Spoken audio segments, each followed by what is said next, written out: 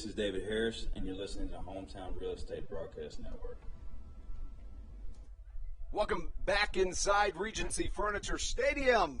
A Sunday matinee to get us through this first series of a 9-game homestand here at Regency Furniture Stadium, Southern Maryland, playing host to the York Revolution. Andrew Banstra here, joined by Matthew Hargrove and Brendan Kucera. Guys, our first three-man broadcast of the year together, and I'm looking forward to it.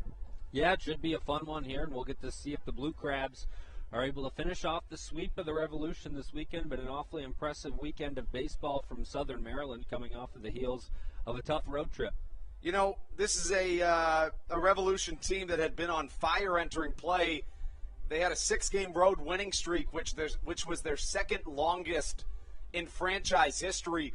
What has it been from this Blue Crabs team, Matthew, that has allowed them to not only turn their own misfortunes and shaky play around, but also break a streak from this York team whose bats have been on fire? Well, the offense has been clicking on all cylinders, and we've been mentioning it a lot during this series against the York Revolution.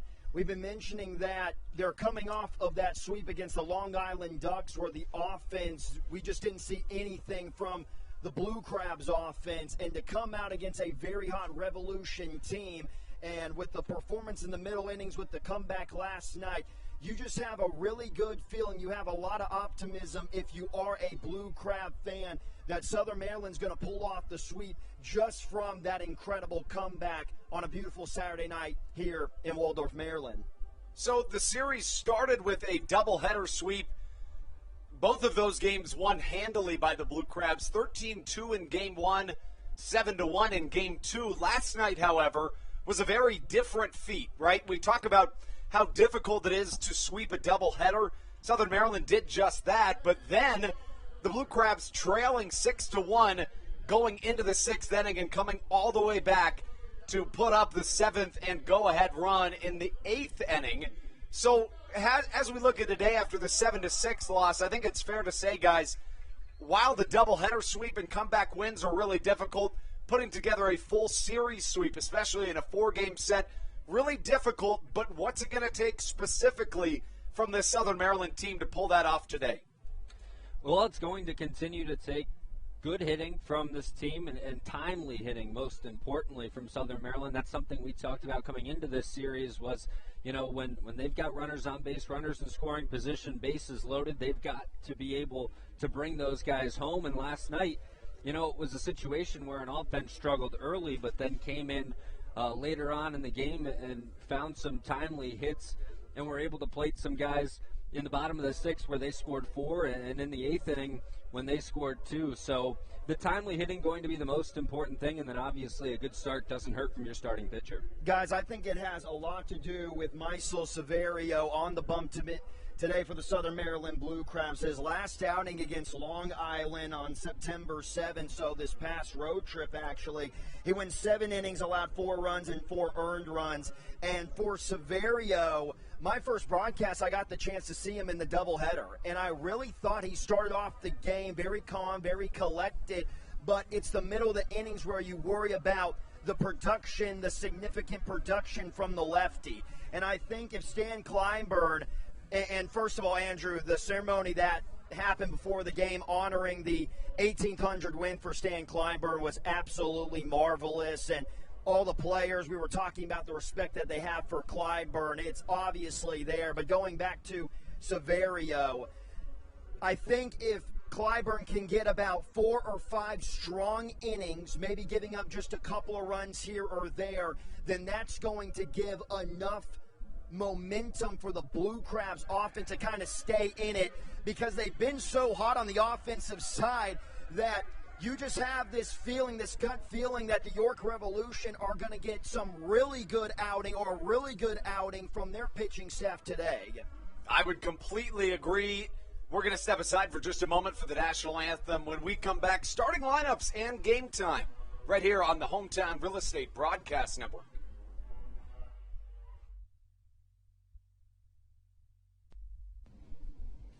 This is Daryl Thompson, and you're listening to the Hometown Real Estate Broadcast Network. Chick-fil-A of Charles County has been a proud supporter of the Southern Maryland Blue Crabs since their inception in 2008. For years, they have sponsored the Southern Maryland Blue Crabs, America's prisoners of war and missing in action. In between the second inning of each game, there is a moment of silence brought to you by Chick-fil-A. The Southern Maryland Blue Crabs appreciate and respect not only Chick-fil-A, but all of those that have served our great country. The seat that they sponsor was made possible by Chick-fil-A of Charles County. Thank you so much, and visit any of your Charles County Chick-fil-A locations today.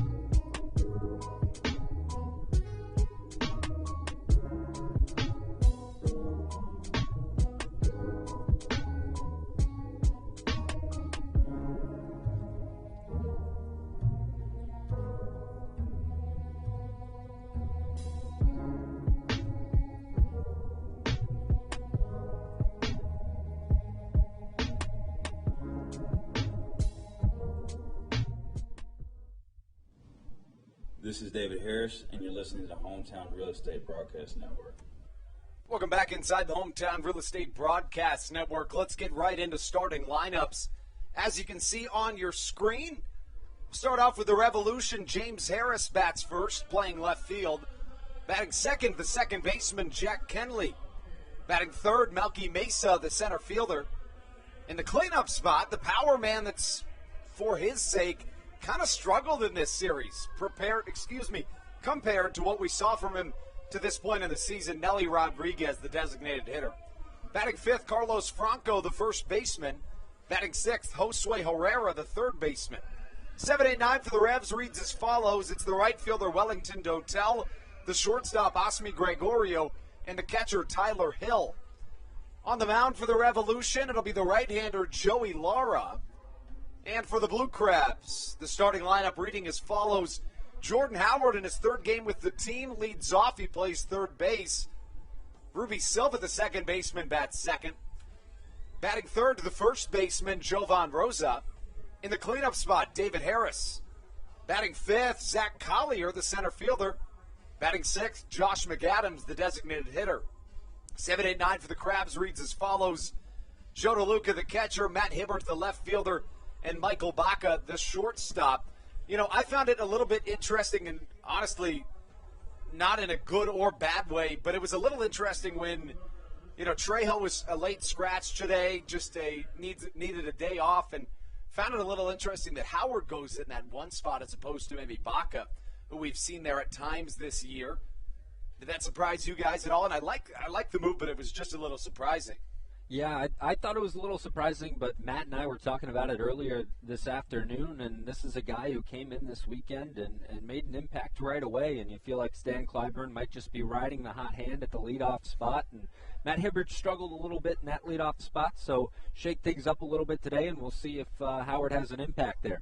Yeah, that's something as Misiel Severio starts out his day. First pitch, a called strike to James Harris, and we're underway here at Regency Furniture Stadium. But that's something Stan mentioned to me after the game. He said, you know, everybody, it's a full team effort right now. He even mentioned Jordan Howard by name, and he said, how about this Jordan Howard kid, you know, coming up, a real young guy in his first season of pro ball, traded from the Honey Hunters, and, you know, he's 2 for 4 with that critical bunt single last night. So a pretty big addition to this team as Severio catches outside the count of ball and 2 strikes. and considering they're missing 3 infielders as well. So obviously with Pisano, Crosby, and Blackstone out.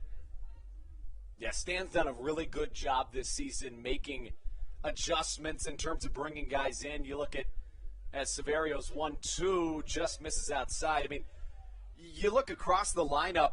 Let's even look just at today's starting lineup. Jordan Howard, a midseason addition. Ruby Silva, a midseason addition. Jovan Rosa, a midseason addition. Those are the top 3 batters in the lineup.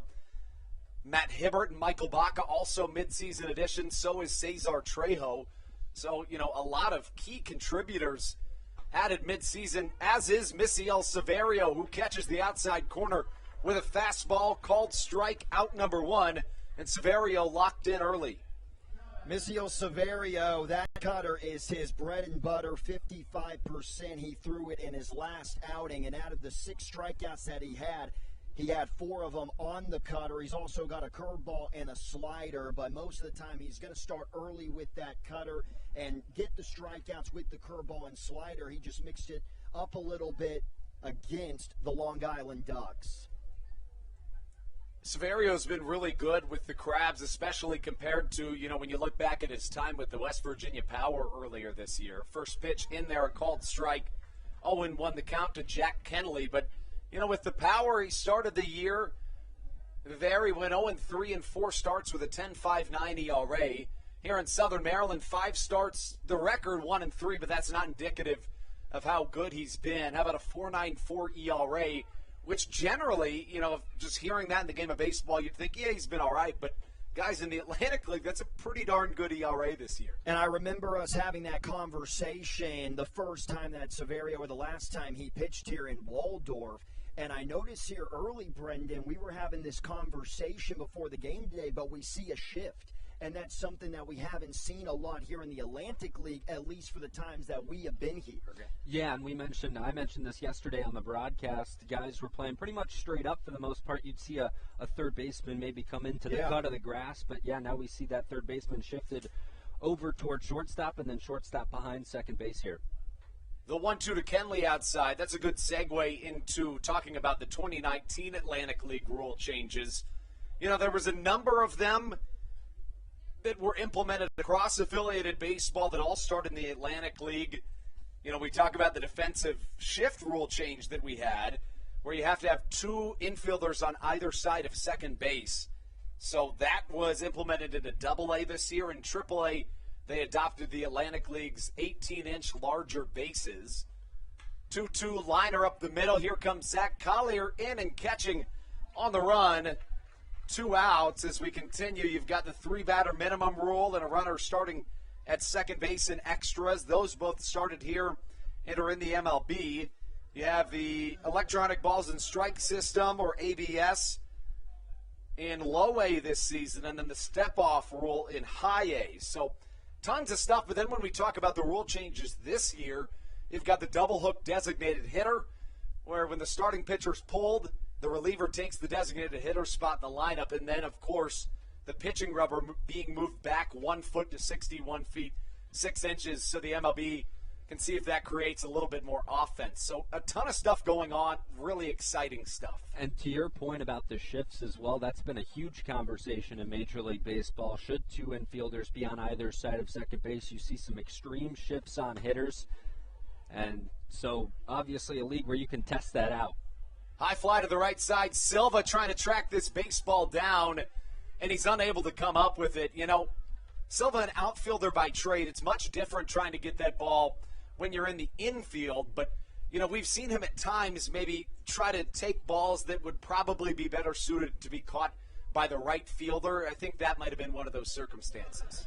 Could have been one of those circumstances. You also have to wonder if he was battling the sun a little bit there. Not sure how it's kind of shining in on second base. He does have the sunglasses on, but sometimes that can be a little bit of a problem. But this 1, 2, and 3 part of that Revolution Order 2 yesterday went 6 for 14. So Severio was trying to get out of there unscathed, but does give up the 1 hit on the error at second base. Melky Mesa was unstoppable. So when he's going to hit a pop-up to shallow right field, you really have to make sure you catch it. And Also, another factor with that pop-up, unlike the first two games or the first 2 days of the series, there was no wind. And to start the ball game this afternoon, it's moving out towards center, left center field, pretty good. That does go down as a base hit single in the book for Melky Mesa. First pitch swung on and missed to Nelly Rodriguez. 0-1 the count. You know, Severio's one of those guys that's not going to give up a lot of free passes. In 44 1/3 innings pitched in the Atlantic League this year, just 15 walks. He walked 3 his last time out, which is somewhat of an outlier for the right-hander, whose strikeout numbers have actually been up of late. He struck out at least 5 in each of his last 4 starts. The count, a ball and a strike. The left-hander Severio working out of the stretch for the first time today. High leg lift and a cutter that swung on and fouled back to the Roy Rogers backstop padding. The count, a ball and 2 strikes. Another key for Severio today, especially if he wants to have a lengthy outing, is he has to be quicker to the plate. 4 stolen bases for the Ducks in that pitching outing back on September 7th. So maybe a slide step will be used today for Severio. I don't know if he noticed that in the scouting report. Check swing doesn't matter. It's a called strike 3. 2 backwards Ks in inning number 1 for Misiel Severio. He does allow the single and then strands Melky Mesa aboard, but no runs come around to score. When we come back, it'll be Joey Lara on the mound for the York Revolution. He'll face the top of the Blue Crabs order. Third baseman Jordan Howard to be followed by Ruby Silva and Jovan Rosa. We'll be right back on the Hometown Real Estate Broadcast Network. This is Matt Latos, and you're listening to the Hometown Real Estate Broadcast Network.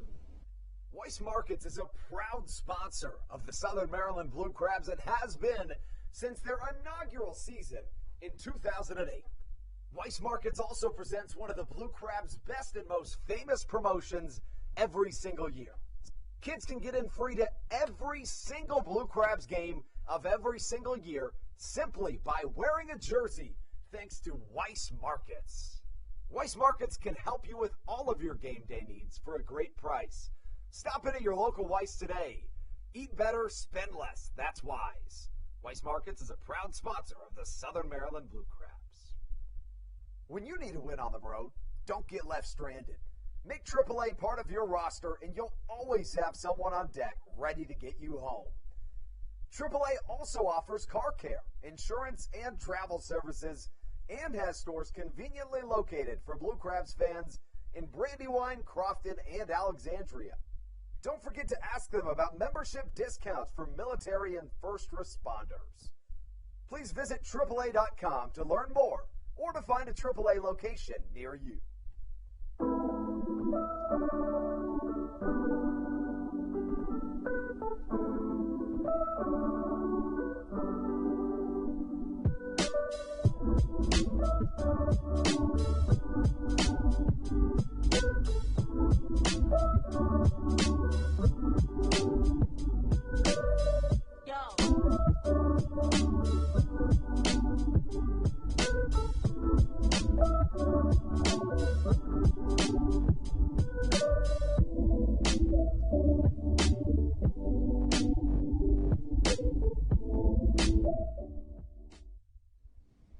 This is Mike Devine, and you're listening to the Hometown Real Estate Broadcast Network.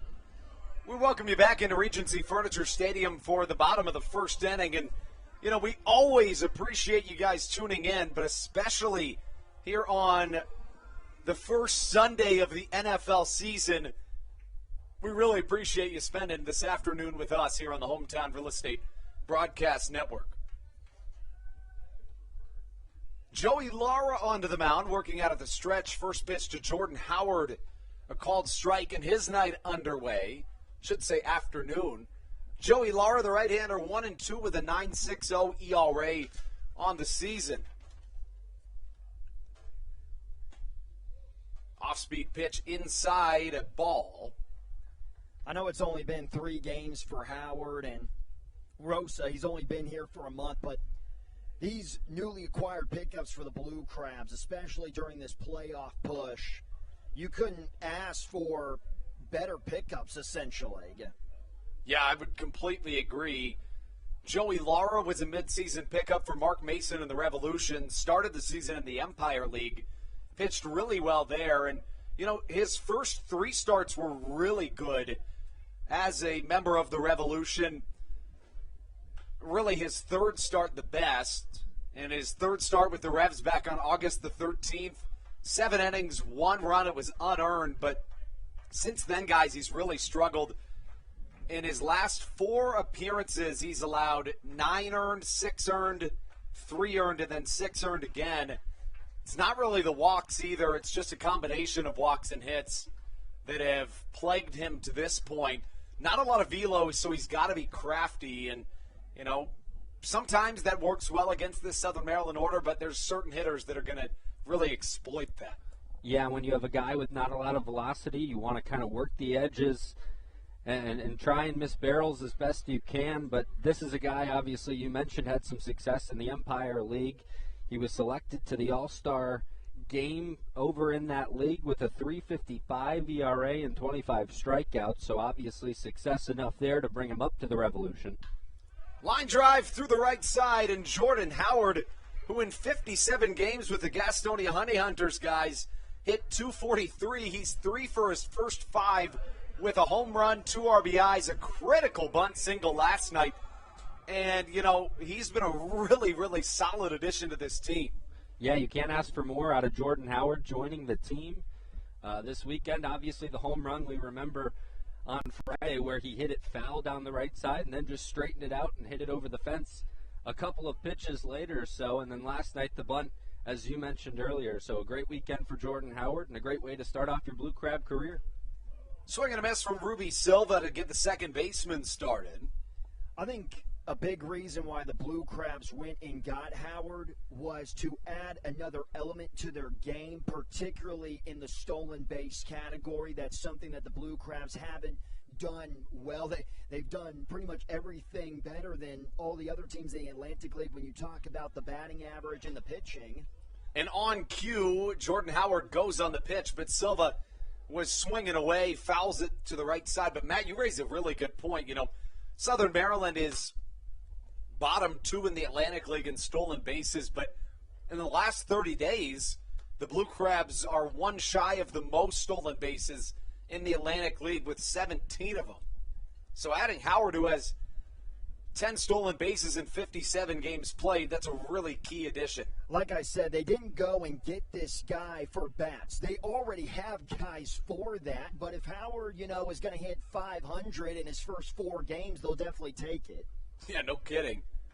Especially with a couple of infielders already out. Silva, another high chopper to the right side, nearly legging this out for an infield single. Instead, it gets Howard over to second and into scoring position.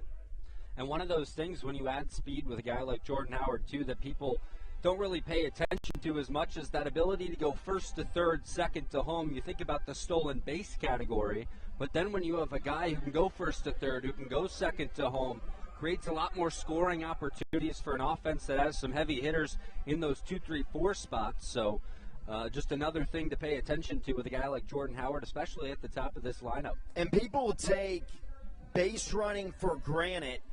Being good at stealing bases doesn't make you automatically a great base runner. Practicing from going first to third and second to home, you see it all the time. It's a lot different than just getting the steal sign and heading to whether it be second base or third base. And Howard is good in both those areas of the game. A big lead at second for Jordan Howard. It makes Joey Lara uncomfortable, and honestly, it would make me uncomfortable too. That's a massive lead out there, and that alone is something that can, help the man at the plate, Jovan Rosa. And guys, we talk about midseason additions. This guy's been on fire in this homestand alone, 6 of 12 with 3 RBIs. Yeah, he's been phenomenal as Howard's picked off. Howard was just a little too far off there, and he's tagged out. I was thinking that was not the worst move because he was so far off, but, he was kind of caught on an island out there. I think he realized that he was indeed way too far off. little over-aggressive, and as a leadoff man, you like that aggressiveness, but there's a time when to use it and a time not. And just in the beginning of the game, when you have a guy like Rosa, who, going into last night's game, a .324 batting average in the month of September, and then he proceeds to go 3 for 5 on the night. So if you're Howard, you just got to take a short lead at second and rely on your big bats like Rosa and Harris, who has been phenomenal this past series as well, to drive you in. And especially, too, when you already draw attention over at second base to start and then get caught. Dribbler up the middle, Rosa goes down. And with a Southern Maryland inning that began with a line drive single, it ends with a 1-2-3 inning. Southern Maryland retired in their half of the first, so we take you into the second. When we return, it'll be 5, 6, 7 due up for the Revolution on the Hometown Real Estate Broadcast Network.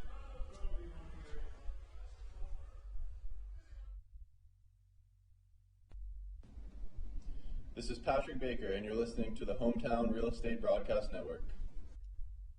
American Radiology is the clear choice for all of your medical imaging needs. With locations in Charles and Calvert counties, they offer a full range of imaging services. Some of their latest innovations included 3D mammography and wide-open MRIs for our claustrophobic patients.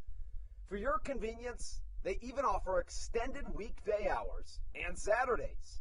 For more information or to schedule an appointment, visit their website at AmericanRadiology.com. The Charles County Department of Health encourages you to get the COVID-19 vaccination today. You can get it all over Southern Maryland or no matter where you are across the United States.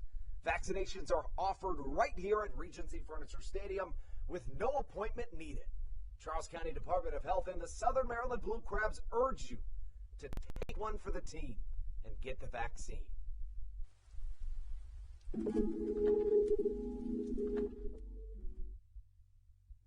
This is Dario Pisano, and you're listening to the Hometown Real Estate Broadcast Network. Here we go into the top of the second here in a 9-inning game. I mentioned that because, Matthew, you talked about it yesterday, and yesterday was your first game that wasn't a doubleheader. Yes, I was ready for the 30-minute break after the first 7 innings, and I was ready to get on with another game. And for that matter, it was yours too, Brendan. Yeah, that's true. Friday night being my first time here and getting to see the doubleheader action, and it's nice to have the regular 9-inning games. So that's my favorite. That's the one rule you see in Major League Baseball now too, with the doubleheaders at 7 innings. But I enjoy the full 9.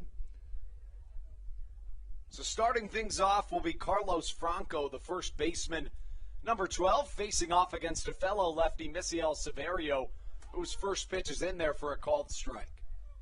We were talking about the shift back in the first inning, and I'm really surprised that they try that out in the Atlantic League because, as far as I'm concerned, there is no way they are moving towards the end of shifting in Major League Baseball. So why would you try out? I get it that this is an experimental league, but it just seems like there's no point in trying it in the Atlantic League if you're absolutely not going to do it at the Major League level. Well, I think that right there is the thing, is that, generally Major League Baseball and professional sports leagues in general are pretty secretive about these types of things, but we don't necessarily always know their prerogatives. But what we can tell you is that Rob Manfred and Theo Epstein are the two people that come up with these rules and implement them. And they've been very transparent that, take them at their word that, these are the rules that they want to see because they want to see if they work in Major League Baseball. So you got to wonder if those guys think that maybe it could have an impact. I would agree, though, the MLB as a whole probably not wanting that to happen, as the chopper to Ruby Silva at second is retired for out number 1. No, they're not, and when you watch a Major League Baseball game now, and you can definitely attest to this, Brendan, it's kind of rare now to see everybody in the infield just playing straight up. Absolutely, and I think that's a conversation that's been started probably more by the fans, is that two guys on either side of the infield, you see these extreme shifts to one side or the other, and some, traditionalists in baseball want to see it go back to normal maybe, but, the managers have taken full advantage of the numbers and statistics that they have at their disposal, and that's why you've seen so many shifts. And so, I think it's just a conversation that's been started around baseball, and it prompted the MLB to kind of look into it here in the Atlantic League. That's the thing, is when someone gets a hit through the shift, then everybody watching the game. High fly to the left side, maybe playable for Jordan Howard at third. He and DeLuca converge, and a catch for out number 2. When someone gets a hit, when the fielders are shifting or the infielders are shifting, then everybody watching the game, most of the time the average baseball fan is going to say, well, why are they shifting? If they were playing just their normal defense, then it would work.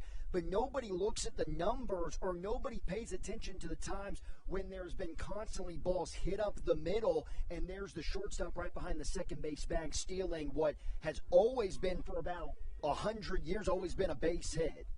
And I know it's frustrating for fans, too, when you see that second baseman almost in the shallow portion of the outfield and the ball's hit hard. It would typically be a base hit, and it's a line out or something like that. So, yeah, to your point, it's just changed the way we've kind of seen baseball from an offensive standpoint. And hits we traditionally thought were hits aren't always hits anymore. First strike called to Wellington Dotel. Dotel last night found himself in a little bit of a struggle. He's in a slump of late. 1 for his last 17 at the plate, a .318 hitter on the year. This is a guy that's shown us for years now that he can hit with the best of them in professional baseball. He's in his 14th season of professional baseball, 6th in the Atlantic League and 3rd with the Revolution. Was the 2015 Atlantic League Player of the Year with the Bridgeport Bluefish back in 2015.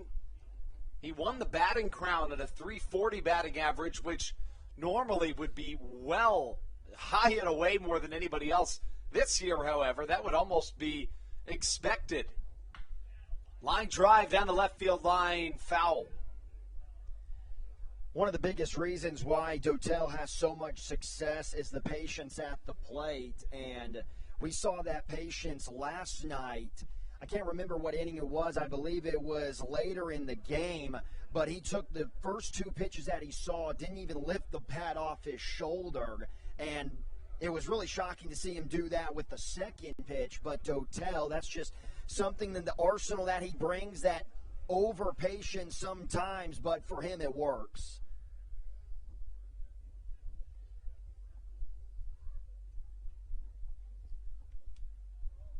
Severio waiting, calls time with Wellington Dotel at the dish, the right fielder. Facing off against Severio, who's allowed just 1 base runner to this point.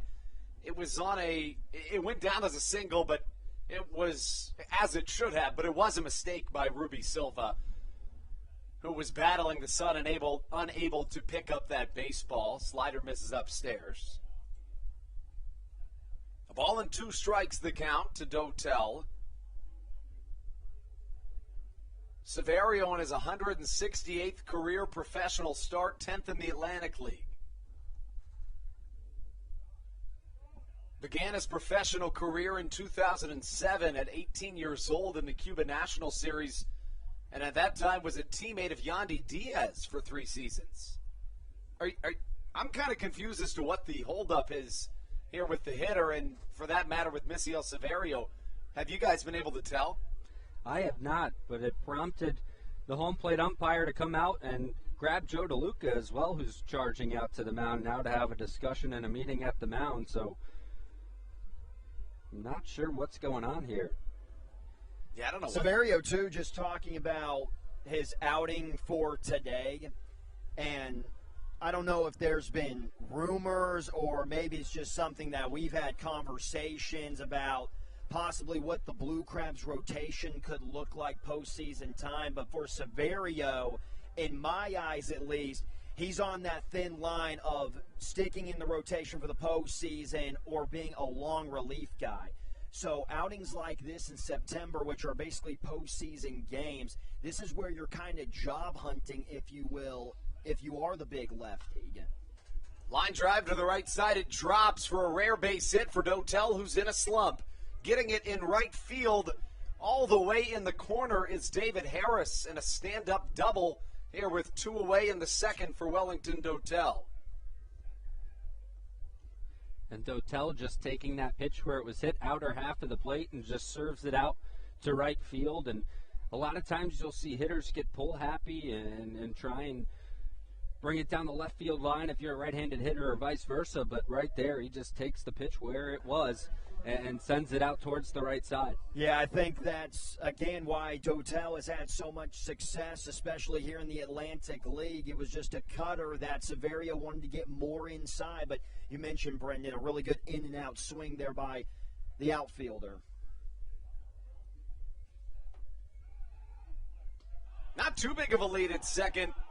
Silva and the Blue Crabs fired up, and Severio as well. I'm going to be honest, guys. I thought he was in there kind of easily.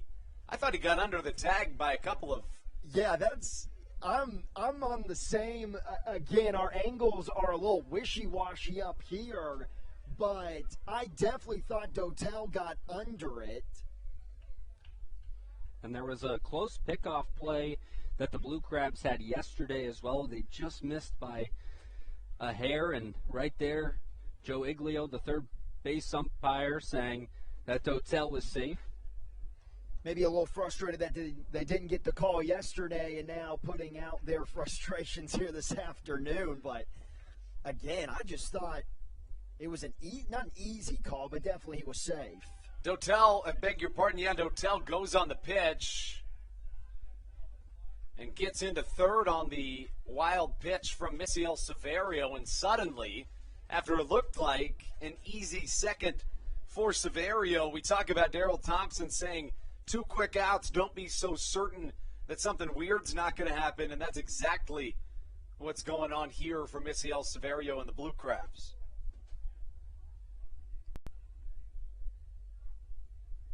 You know, I would make the argument that call yesterday, while it was the correct call, I think that was a closer play than this one right here. But, you know, Severio and Ruby Silva certainly saw something different.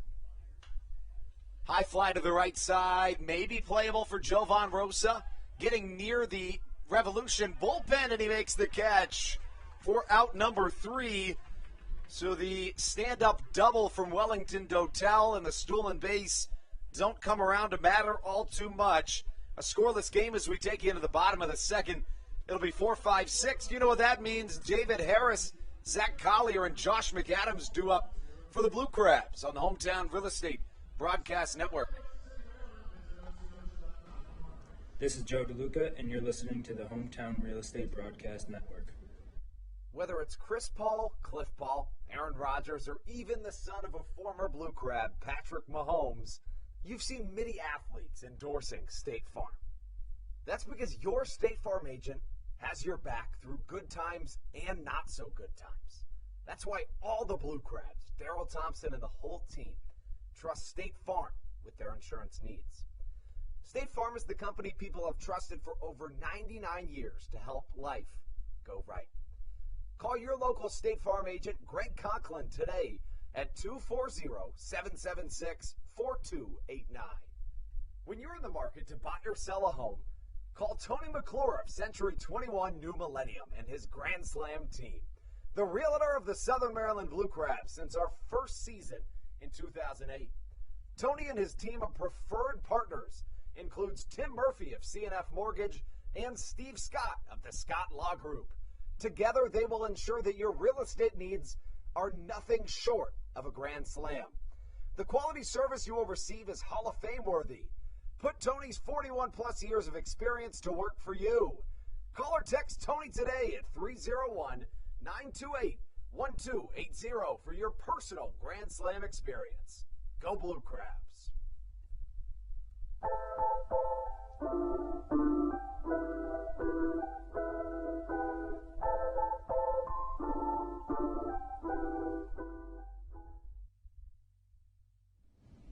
This is Patrick Baker, and you're listening to the Hometown Real Estate Broadcast Network.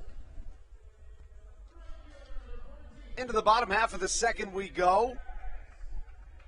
It'll be David Harris, Zach Collier, and Josh McAdams due up for Southern Maryland. And if you catch these three on the wrong day, it is going to be lethal against any team. Joey Lara trying to get through the middle of this Southern Maryland order here. First pitch, a called strike to David Harris. What have you seen from Lara to this point, guys?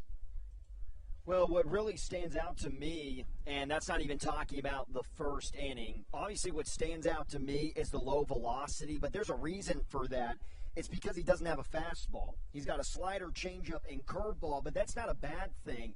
And it really brings me to thinking about a Rays bullpen guy that not a lot of people have heard of. His name's Matt Weisler.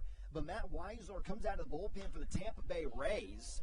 David Harris hits one high in the sky, relatively deep in right center, and it's caught by the center fielder, Melky Mesa. Weisler comes out of the bullpen for the Tampa Bay Rays, and as we know, guys, that is arguably the best bullpen in baseball. And Weisler has a 3.86 ERA in 46 appearances this year, and 60 strikeouts in 46 and two-thirds innings pitched. So to not have a fastball is not that unorthodox, but it's just the placement. Lara's putting it right down the middle and then you compare it to Weisler, who's hitting his spots. Fastball outside to Zach Collier. Collier, guys, has broken out of a mini slump that he found himself in. Really all year he's been red hot. Had that mini slump to start the second half, but he's certainly broken out of that in this homestand. Yeah, and you think about back to Game 2 on Friday night where he launched a home run out towards right field on a line drive, and ever since has kind of figured things out this weekend. So it's been a good weekend for Zach Collier. We'll see if it continues today. 1-1, a called strike in this homestand and in this series. Zach Collier 6 for 10 with a home run, 4 RBIs, and 5 runs scored. I love how Zach Collier is always really high, choked up on the bat. That's just something you don't see nowadays, especially in professional baseball, and it's not really taught at the Little League level. That's something that, 20 years ago, that was one of the first things you always learned when you got into hitting, and Collier, it definitely works for him. Something that gives you a little more control over the bat, the ability to maybe – you might not hit a home run necessarily, choking up, and you can. It's definitely possible, but maybe a guy who's taking the approach of just trying to hit the ball where it's pitched and hit to all fields.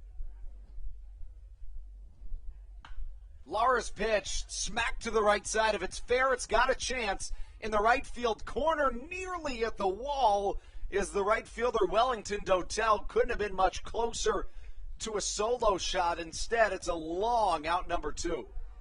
Man, the past couple of days, the ball has just been dying near the wall out there in right field. We saw Joe DeLuca just short, ended up being caught at the track, and now Zach Collier.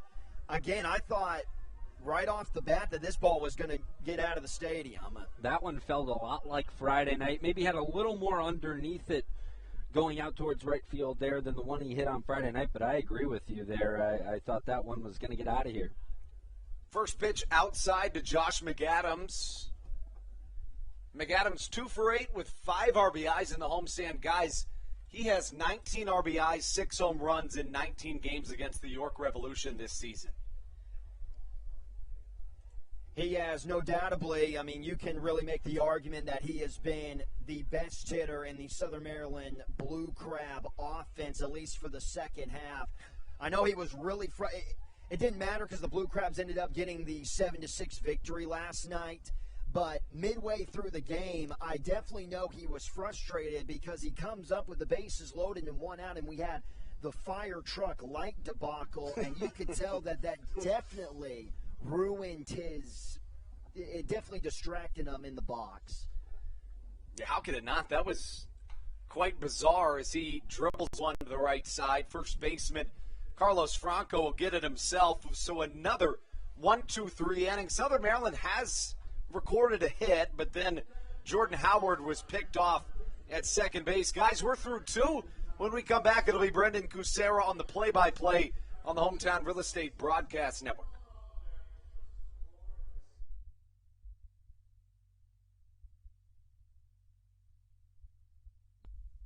This is Coach Doug's, and you're listening to the Hometown Real Estate Broadcast Network.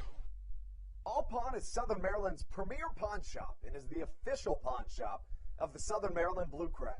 Stop by and say hello today. They've been a part of the Southern Maryland community for 18 years. If you need some cash to hold you over, or if you're just doing some spring cleaning and want to clear some stuff out, please bring it by All Pawn and let them make you an offer. If you have broken jewelry or some that you just don't want anymore, please bring it by and they'll pay you more than anyone in the Tri-County area.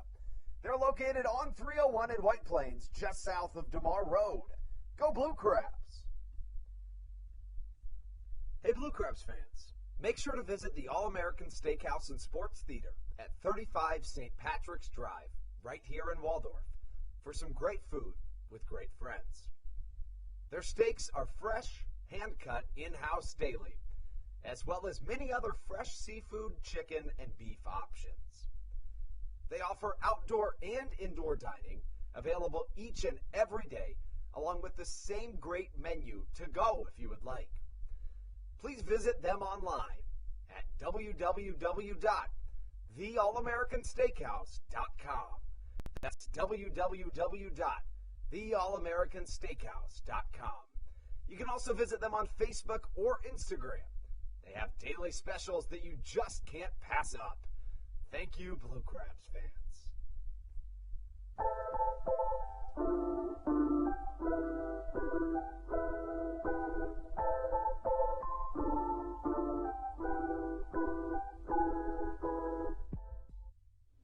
This is Matt Latos, and you're listening to the Hometown Real Estate Broadcast Network. Handed off to Brendan Kucera for the top of the third here on Play-by-Play.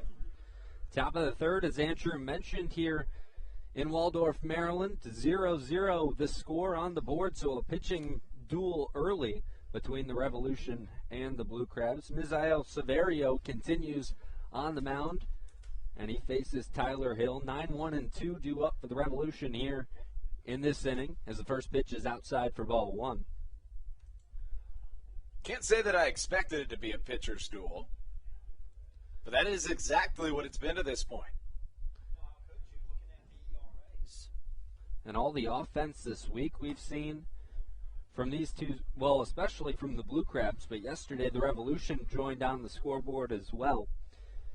An interesting note on Severio, he typically pitches better against left-handed hitters, as you would imagine with the left-handed starter on the mound, but has struck out 23 right-handed batters compared to just 2 left-handed batters this season. Infield playing straight up, outfield playing straight up as well. And pitching to lefties, that's just what he has to do. He has to get those outs because the lefty-lefty matchup is so hard in the game of baseball. Those outs just mean a little bit more for a guy like Severio. That was close, but in the second half, the electronic strike zone actually moved down a little bit and widened out. The high strike really not there. That one, looked to be almost under the numbers, but still, it misses. And so a walk to lead things off for the Revolution, and Tyler Hill brings up James Harris. Harris 273, 0 for 1 so far this afternoon. Harris yesterday, a big 2 for 5 game. Didn't drive any runs in, but still had 2 for 5 at the top of the order for the Revolution. As Severio checks his runner over at first base. Working out of the stretch, kicks and fires, and that one's upstairs for ball one. I've already mentioned it this weekend, but James Harris is definitely one of my favorite players to watch, and I really think he can do everything when we talk about both offensively and defensively at a pretty high level. Pretty big dude standing there in the box, has got a lot of strength. We saw it on that jam shot to begin yesterday's game. And that pitch outside, so 6 straight balls from Severio to start this inning. 2-0 the count to Harris. Severio pitching in his first day game with the Blue Crabs this season. He was 0-1 with a 10.57 ERA in day games with the West Virginia Power, as that one's in there for a strikeout and a fastball. 7 2/3 innings pitched in day games, 5 strikeouts, 3 walks, and an opponent average of 343 against Severio when he pitched in the afternoon. The 2-1 pitch in there for strike 2, count evens up. That was no doubtably the best off-speed pitch that we have seen. A really nasty slider there from Severio. And again, going back to talking about the pitcher's duel, we do have to be patient because in the pregame show we did address that Severio tends to lose that production getting into the middle innings. And as he mentions it, this one's lifted out to deep left field. Did it get out of here? Yes, it did. A home run for James Harris puts the Revolution on the board to start things off in this inning. And so Severio right on cue for you there, Matthew. And the Blue Crabs are now trailing in this one.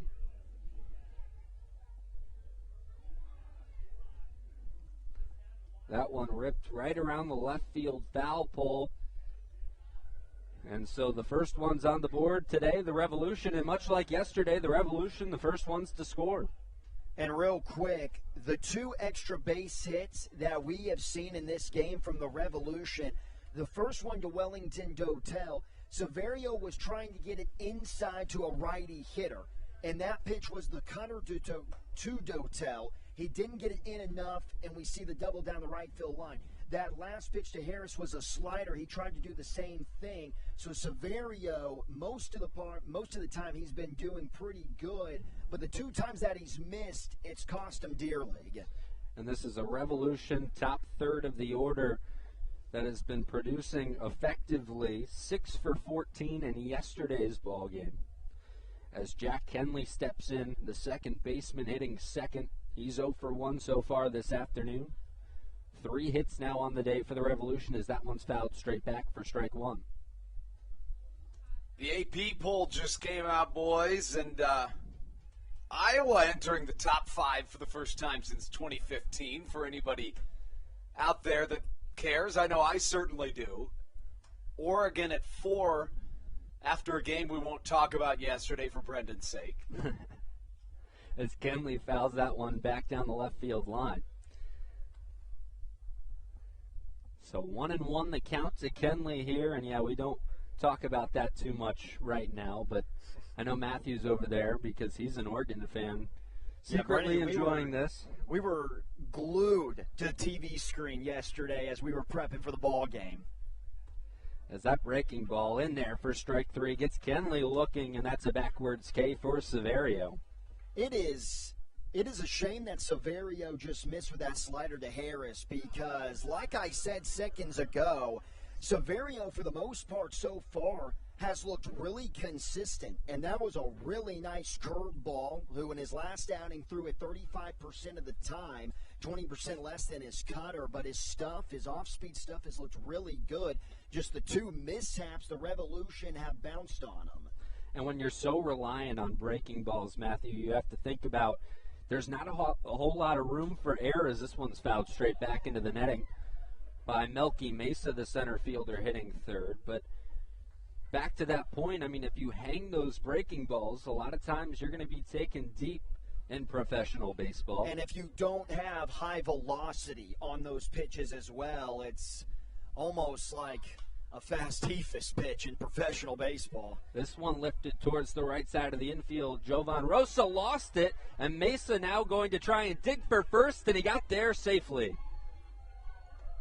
Jovan Rosa tried to nonchalantly bring that one down right on that right field line and just couldn't squeeze it in his glove. So Melky Mesa gets a little lucky, and the Revolution with a man on first and one down here in the top of the third.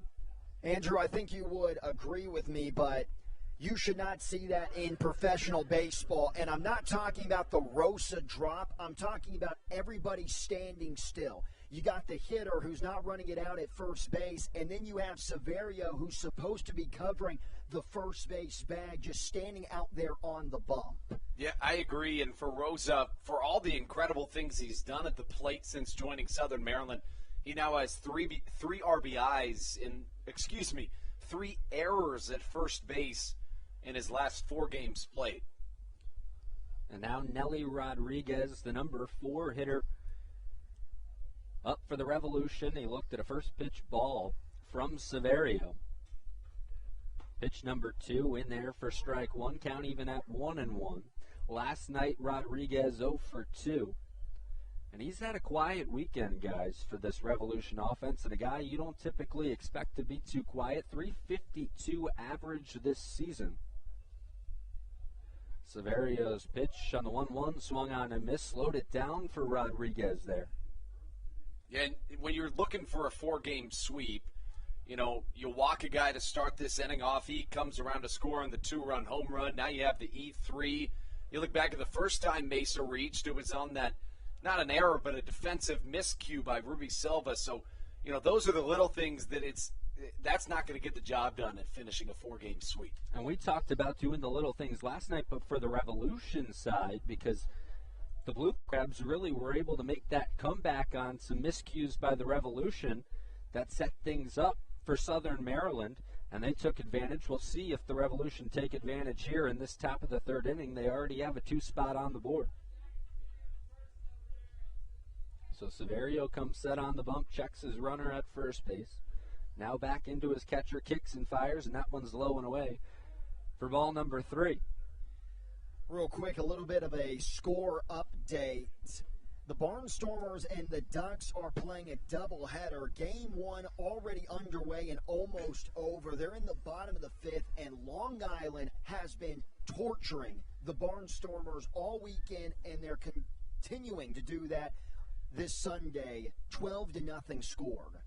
And that puts some pressure on the Blue Crabs as that one swung on and missed. Strike 3 and a strikeout for Severio. His 4th strikeout of the afternoon, so he's had some success missing bats in this afternoon's game. But Long Island and Southern Maryland obviously in a fight for that number 1 spot in the North Division.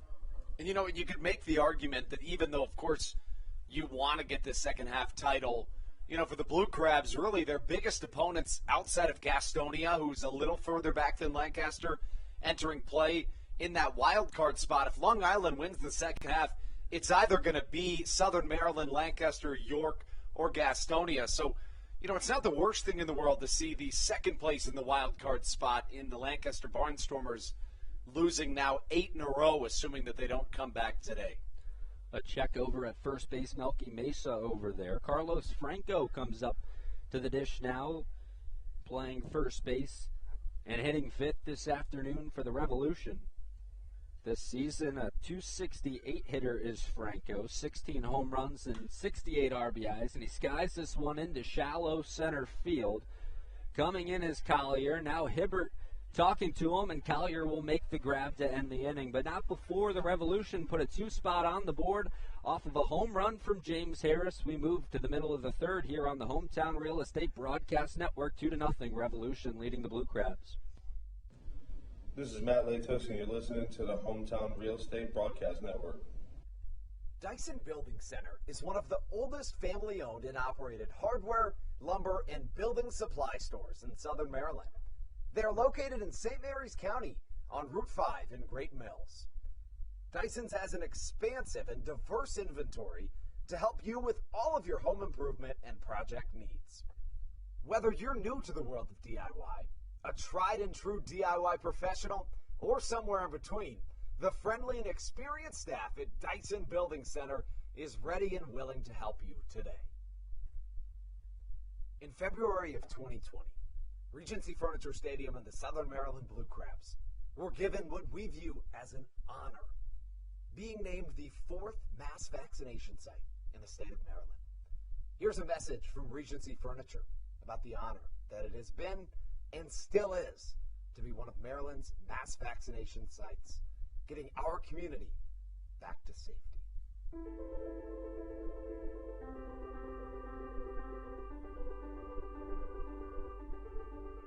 During these times of uncertainty, it helps to know there are things we can control to help ourselves and others. For me, it presents the hope that soon enough, my friends and family will be together again.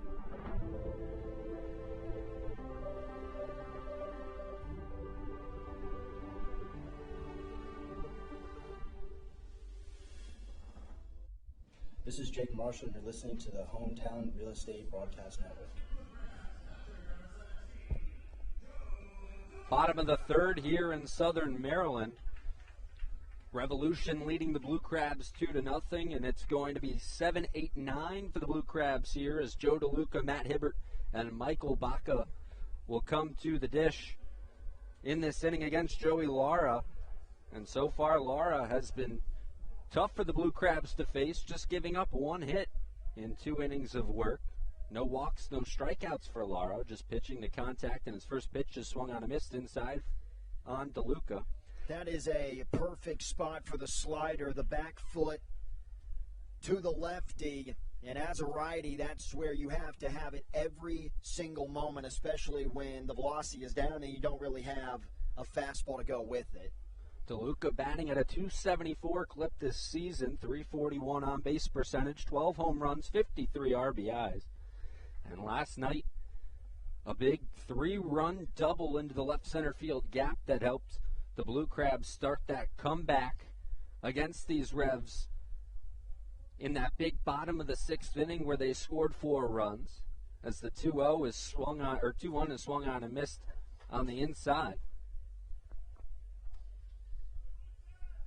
You know, we touched on it a little bit in the first inning, but Hibbert obviously in that 8th spot, and he's been batting leadoff for some time now for the Blue Crabs, but I really like the decision. You're kind of taking a lot of pressure off of Hibbert by moving him in that 8th spot, focusing just a little bit more on taking better swings than having, again, that pressure of just getting on base, starting the game off on the right foot.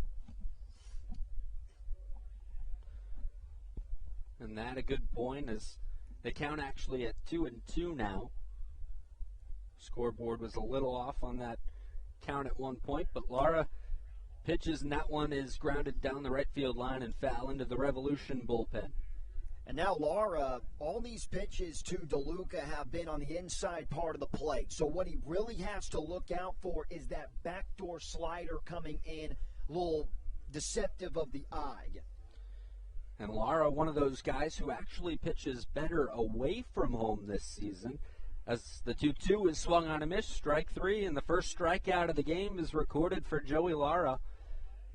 And there's one down here in the bottom of the 3rd.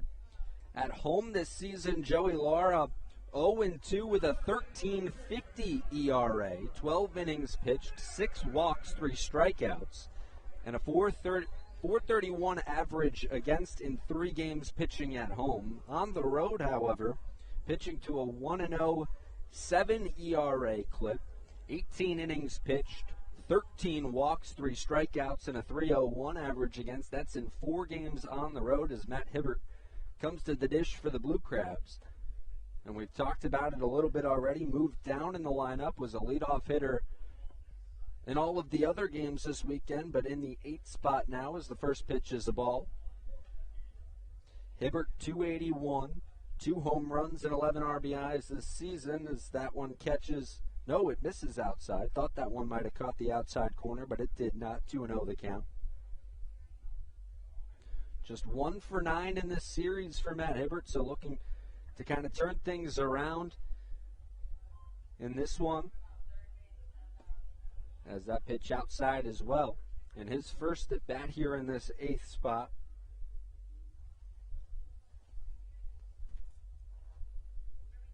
3-0 the count to Hibbert.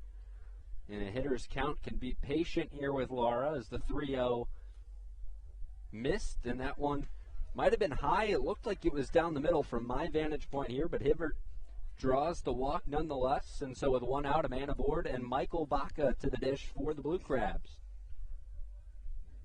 He has been able to do that very successfully. Obviously, everyone has noticed the struggles with the bat, but he has still been productive or good to keep in the lineup because he's getting definitely hit by pitches and getting on first base via the walk.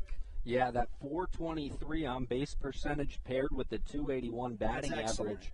Awfully impressive from Matt Hibbert, so a guy you still want to have in the lineup every day, even though he is 1 for 9 in this series. Michael Baca hitting .283 this season and looks at a pitch upstairs for ball 1. But you know what? It's still crazy because we talk about all these struggles, yet Hibbert is a .283 hitter. And then you have Michael Baca, who is at the exact same average coming into this afternoon. And these are guys who are at your bottom of the lineup.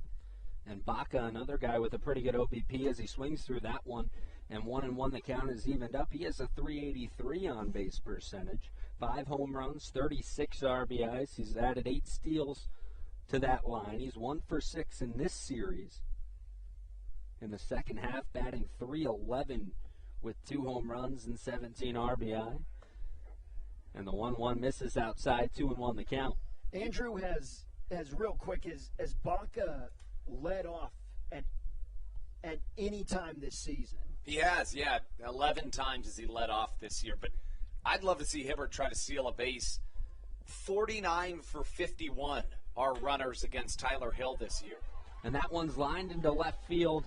And so 2 men aboard for the Blue Crabs now as Hibbert moves up to second. Baca at first, and the lineup card flips over to Jordan Howard, who's been scorching hot for Southern Maryland. You saw the fake steal right there, Andrew. Really good call. Matt Hibbert thought about going on that pitch, and if he did, it most likely would be first and third because with the speed of Hibbert, he's definitely getting into third with the ball going into left center field. But I think you tend to lean more on the aggressive side because of Lara and his inability to throw it fast. It's just going to be obviously harder for the catcher to get it out in time and throw guys out. Jordan Howard with a single back in the first looks at a pitch outside for ball 1 to start things off. His average up to .255 now this season. And he's looking to try and bring a runner around to get the Blue Crabs on the board with runners in scoring position here. And that one's grounded over to first, gloved and thrown over to second for 1, on to first, and that's a double play. So that'll end the inning here in the bottom of the third. The Blue Crabs threatened just a little bit, but are unable to come up with any runs. We move to the fourth in Southern Maryland. The Revolution leading the Blue Crabs 2-0 on the Hometown Real Estate Broadcast Network. This is Darryl Thompson, and you're listening to the Hometown Real Estate Broadcast Network. Chick-fil-A of Charles County has been a proud supporter of the Southern Maryland Blue Crabs since their inception in 2008. For years, they have sponsored the Southern Maryland Blue Crabs, America's prisoners of war and missing in action. In between the second inning of each game, there is a moment of silence brought to you by Chick-fil-A. The Southern Maryland Blue Crabs appreciate and respect not only Chick-fil-A, but all of those that have served our great country. The seat that they sponsor was made possible by Chick-fil-A of Charles County. Thank you so much, and visit any of your Charles County Chick-fil-A locations today.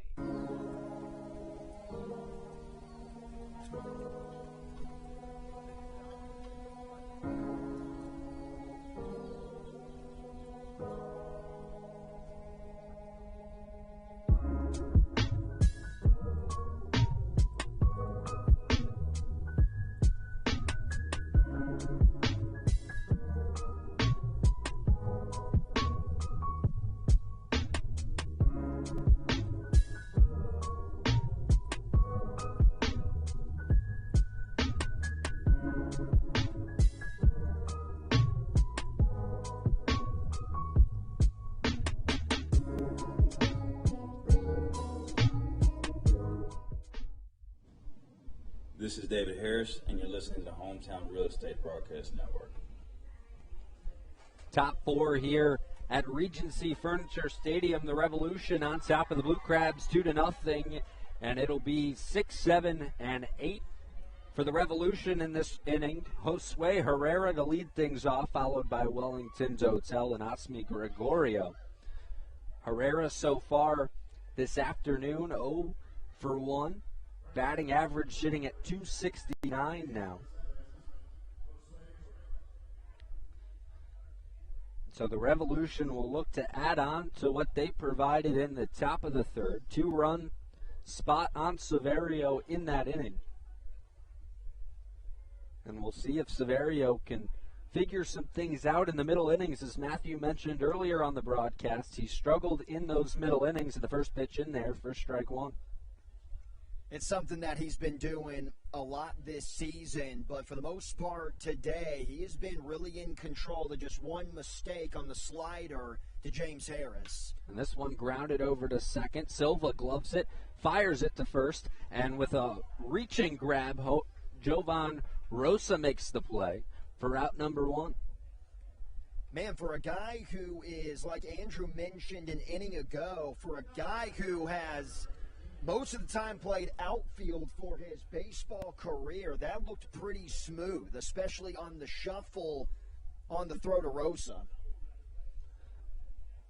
So now bring up Wellington Dotel. He's 1 for 1, had that hard hit line drive towards the right field line for a double earlier in this game. As Severio kicks and deals, and that one swung through. A big swing from Wellington Dotel to begin this at bat. Dotel came into the game with a .318 average. It's up to .321 as that one misses low, and it's 1-1 the count on the breaking ball. Yeah, we mentioned Dotel came in struggling in this road trip, just 1 for 17 entering play. You mentioned he had that double in his first time up, and then he was kind of that creator of controversy when we thought that he was probably back in on time on the pickoff move, but Southern Maryland certainly disagreed. Dotel adding 8 home runs, 31 RBIs to his stat line this season, 2-1 the count. To the right-handed batter playing right field for the Revolution this afternoon. As Severio rocks and fires, and that one swung on and fouled straight back, so the count will even up at 2 apiece. Osmi Gregorio waits on deck. It'll be huge for a confidence booster for Severio if he can get Dotel out here. That'll put 2 outs, and then Gregorio and Hill, guys that he definitely has to mow down if he's going to work into the later innings 6 and 7, have more success on the day. And a warm afternoon here at Regency Furniture Stadium. We've been used to, as that one is called strike 3, a backwards K for Severio. 5 strikeouts now for the left-hander for the Blue Crabs. And there's 2 down here in the top of the 4th. But as I was talking about, a little bit warmer here today. We've gotten used to the night games the last couple of nights, and it's been cool. A light breeze moving throughout the stadium here. We've definitely been pretty lucky in the games that we've gotten to broadcast so far, talking about the weather. Last night was unbelievable. And a great crowd on hand on a Saturday night, honoring 9/11 here. And got to see a comeback win where the Blue Crabs were on top 7-6 when things concluded. First pitch was a ball from Severio. He kicks and deals, and this one is fouled straight back over our heads, and the count evens up at 1-1.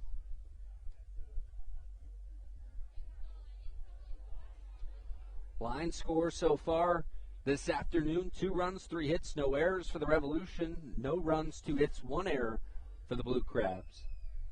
As the 1-1 is chopped to the pitcher, Severio. He goes back, tries to make the play. Running in is Howard. He couldn't grab it with his hand and throw over to first. And so a man aboard. Wellington Dotel 2 for 2 so far this afternoon. Well, Severio has just got to know better that he had no shot at making that play. The high chopper, you just let your middle infielders work, and even if that ball was fielded cleanly by Howard coming across the middle, it still would have been a close play. But I think by Severio going back, and I think he might have gotten a little bit of a glove on it, so just that little hesitation might have costed him an out. And correction on that, Osmi Gregorio over at first base. Dotel recorded the second out of the inning. And Gregorio beat that one out, so he's 1 for 2 this afternoon. Tyler Hill, who walked, and his first at bat, chops that one over to Howard at third. He fires hard to Rosa, who didn't have his foot on the base, and Hill slides safely. Moving over to third is Gregorio. Good heads-up base running, and runners will be at the corners for the Revolution with 2 down here in the top of the 4th.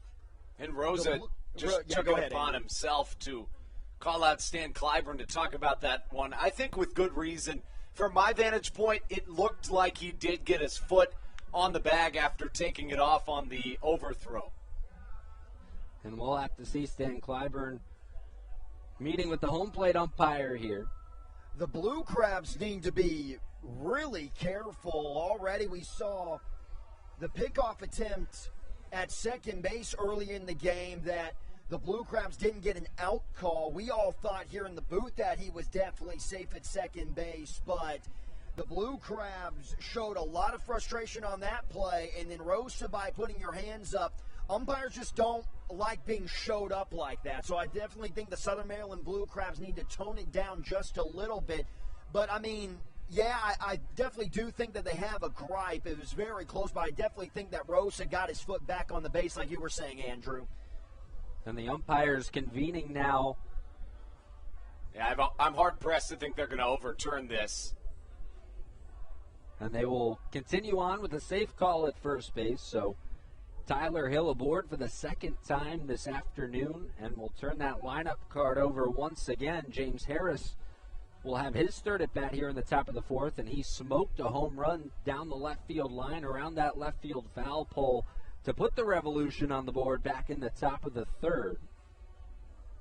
And, this is where you look at a situation where, yet again, I mean, another inning where you find yourself with early success, 2 quick outs, and now runners on the corners after, a bizarre infield single and then an error by Jordan Howard.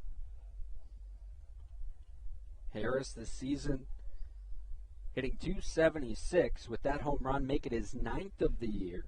RBIs 38 and 39 on that home run, and a strike in there from Severio to get ahead in the count, 0-1.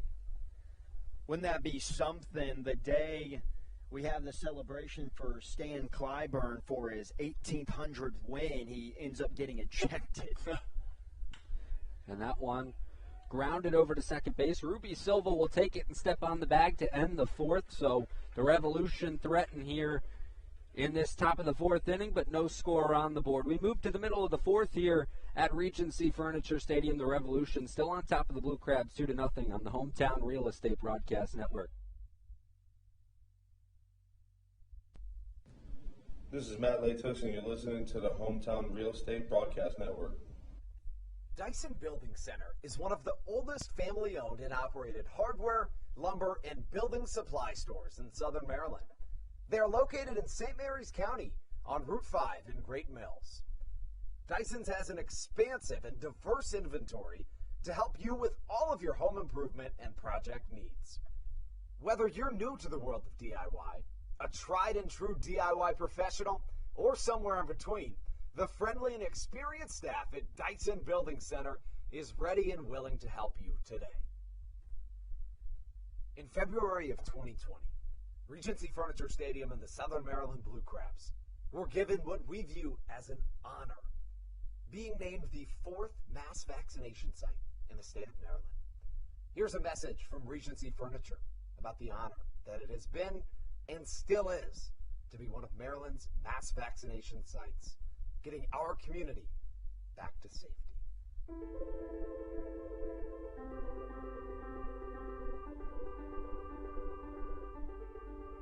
During these times of uncertainty, it helps to know there are things we can control to help ourselves and others. For me, it presents the hope that soon enough my friends and family will be together again.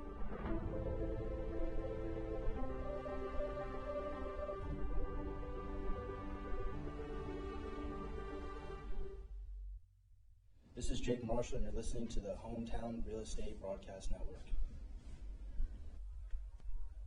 Bottom portion of the 4th inning here in Southern Maryland. Revolution leading the Blue Crabs 2-0, 2, 3, and 4 hitters 2 up for the Blue Crabs in this inning. Ruby Silva to face Joey Lara to start. Jovan Rosa will wait on deck.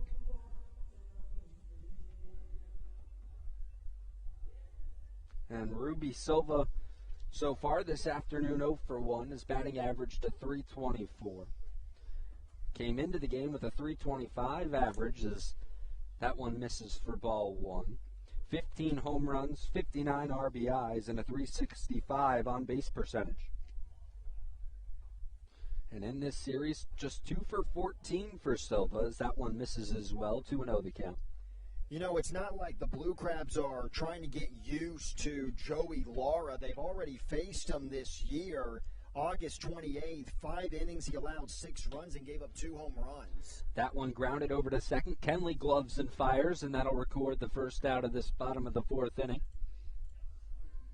So it's not like we're in a situation where, maybe the look of not really having a fastball and just these multiple off-speed pitches are keeping the Blue Crabs off balance, which it is today, but it's not like we're having that instance of an offense seeing them for the first time, and that's the reason why they're struggling. You just have to give credit where credit is due, and Lara is hitting his spots and placing that change-up slider combination very effectively low below the zone. And when you place the off-speed in the right spot, it can be difficult to find hits, especially at the professional level, as the first pitch misses outside for ball 1 to Jovan Rosa, the number 3 hitter for the Blue Crabs. Rosa so far this afternoon 0 for 1. Batting average to .340 as he swings through that pitch, and 1-1 the count evens up. Rosa this season batting .347, a .980 OPS with 3 home runs and 10 RBI. As David Harris waits on deck.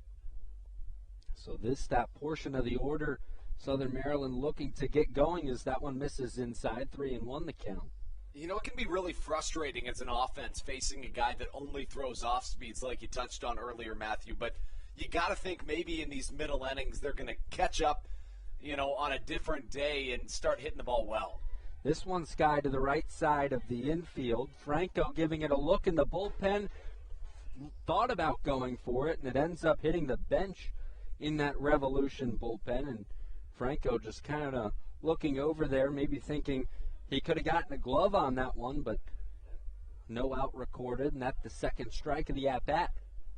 Notice, too, Andrew, that the 2 hits that the Blue Crabs have picked up today have both been from pulling the baseball. And with Lara, I think you have to have the approach of going the opposite direction, and I think you're just going to get better contact off the stick with it. Couldn't agree more. I totally agree with that. And that pitch outside, 3-2. The count moves to a full one. Rosa back in the first inning with a ground out. Think about yesterday, we had the opportunity to see Rosa go second to home. Not something you see all too often with the big right-handed hitter, and that pitch outside for ball number 4. So Rosa draws a walk in his second AB, and he'll make his way to first base, and David Harris will come to the dish. I think what you also have to do, other than trying to hit the opposite way, is show more patience, make that pitch count go up, and don't just have this aggressive mindset of, I'm going to swing at this first pitch automatically. See a couple of pitches, time them up, work the count, and at the end of the day, you're going to have better approaches. Lara, the right-hander facing Harris, the right-handed batter. He pitches to right-handers marginally better than left-handers, but it doesn't matter there as that one gets through the left side of the infield. Harris is aboard with a base hit.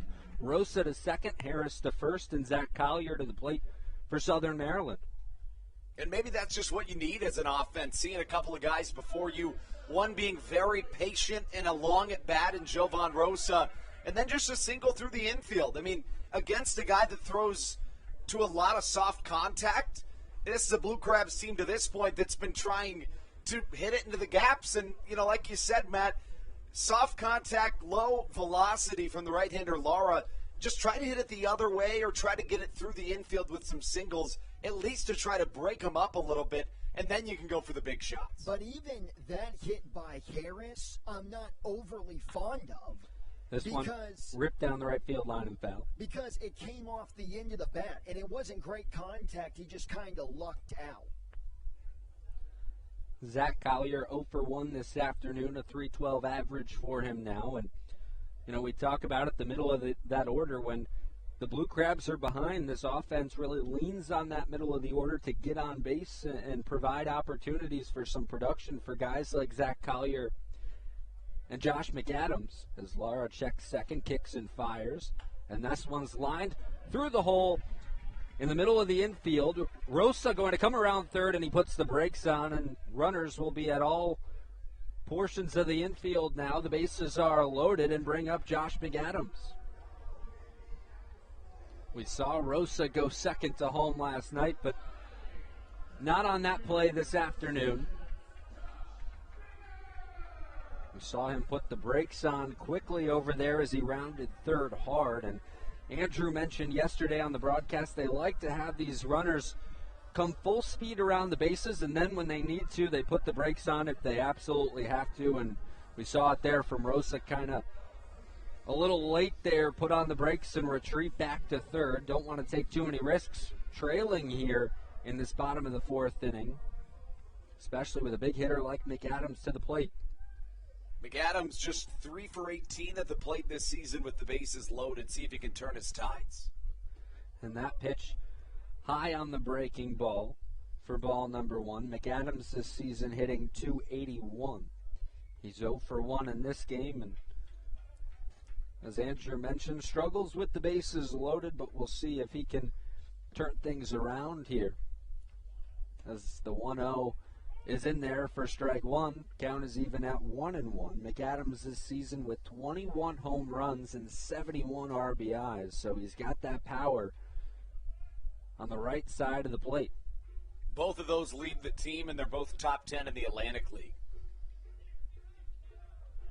The 1-1 pitch bounced on the right side, and it'll be 2-1 the count now. That was an incredible block by Tyler Hill. The numbers in scoring position, when you look up and down the Blue Crabs roster, it's kind of hard to believe, but Josh McAdams and also throwing in Ruby Silva, the team's two best hitters, that's kind of where they struggled. Their struggles have been, if any, this year. The 2-1 inside, 3-1 the count. Now McAdams in a real nice position in a hitter's count, 3-1, and Lara's got to throw strikes or he'll walk in a run for the Blue Crabs.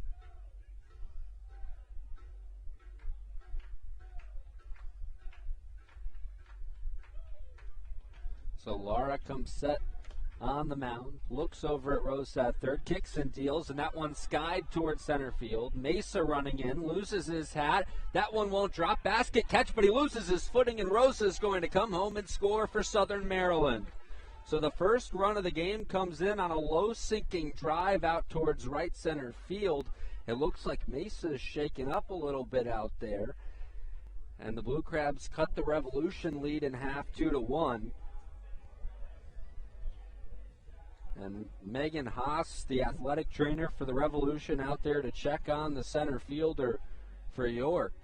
Guys, let's step aside for a moment. This does not look pretty.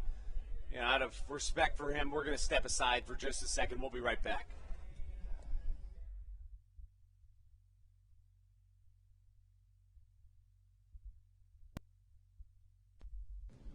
This is Matt Latos, and you're listening to the Hometown Real Estate Broadcast Network.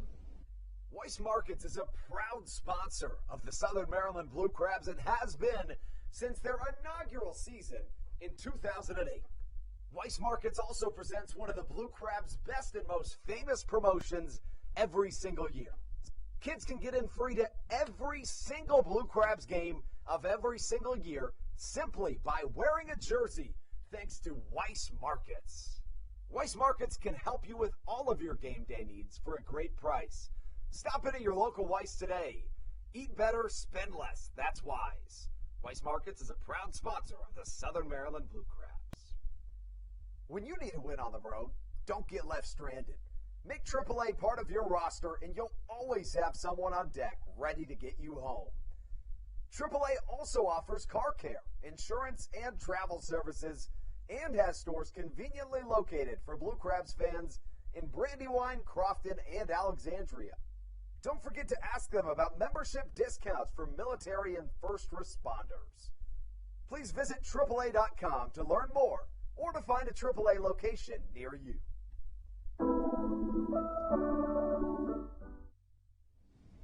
This is Mike Devine, and you're listening to the Hometown Real Estate Broadcast Network. 2-1 Revolution on top of the Blue Crabs here in the bottom of the fourth inning, and an unfortunate situation for the center fielder of the Revolution, Melky Mesa, as he's being carried off in center field. He attempted to get up and put some weight on whichever leg was bothering him and was unable to, so not looking good for the Revolution, and we'll wait to see who replaces him in center field. But so far right now, going back to that play outside of the injury, of course, a fortunate situation for the Blue Crabs where the center fielder loses his footing and Jovan Rosas able to tag up and come home, and the Blue Crabs able to cut the lead in half to 2-1. You know, with how hard-pressed Southern Maryland's been able, they've had a hard time getting runners around and certainly to score, so I like the decision to send Rosa there. And I say that, not knowing what was going to happen with Melky Mesa. It was going to be a tough play for him to make either way. I mean, he comes full sprint. He's not coming towards home plate. He's going more towards first base, if anything. He was relatively shallow. Rosa doesn't have great speed, but I agree with the decision to send Rosa there.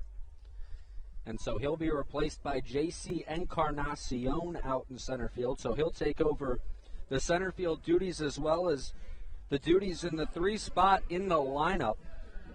And so Joe DeLuca to the plate. Some changes for the Revolution, or a change for the Revolution, both offensively and defensively in this one. And DeLuca, as I mentioned last night, with a big hit for the Blue Crabs, an opportunity to put a big hit together once again with 1 out. Runners at first and second. Collier at first, Harris at second. And DeLuca 0 for 1 so far this afternoon, and the first pitch to him is set back into the screen for strike number 1. Matt Hibbert waits on deck. Back in the third inning, a strikeout for DeLuca.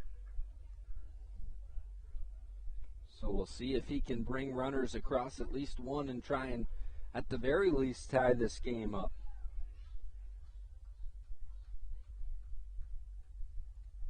As Lara checks back at second, that one way outside, and the count evens up at 1-1. If you're Southern Maryland, you look back at certainly a series win to this point already, having won 3 of the first 4. But, the Achilles heel has been getting runners in and scoring position. The chances have been plentiful. I mean, they've gotten a lot of guys on base, but, that's not always going to be the case. So when runners are in scoring position, you'd like to see them come up more clutch. This one skied to the replacement, J.C. Encarnacion, who tracks that one just in front of the track and makes the play, and that'll end the inning. So 1 run for the Blue Crabs here in the bottom of the 4th, and we'll move to the 5th in Southern Maryland. It's 2-1 Revolution on the Hometown Real Estate Broadcast Network.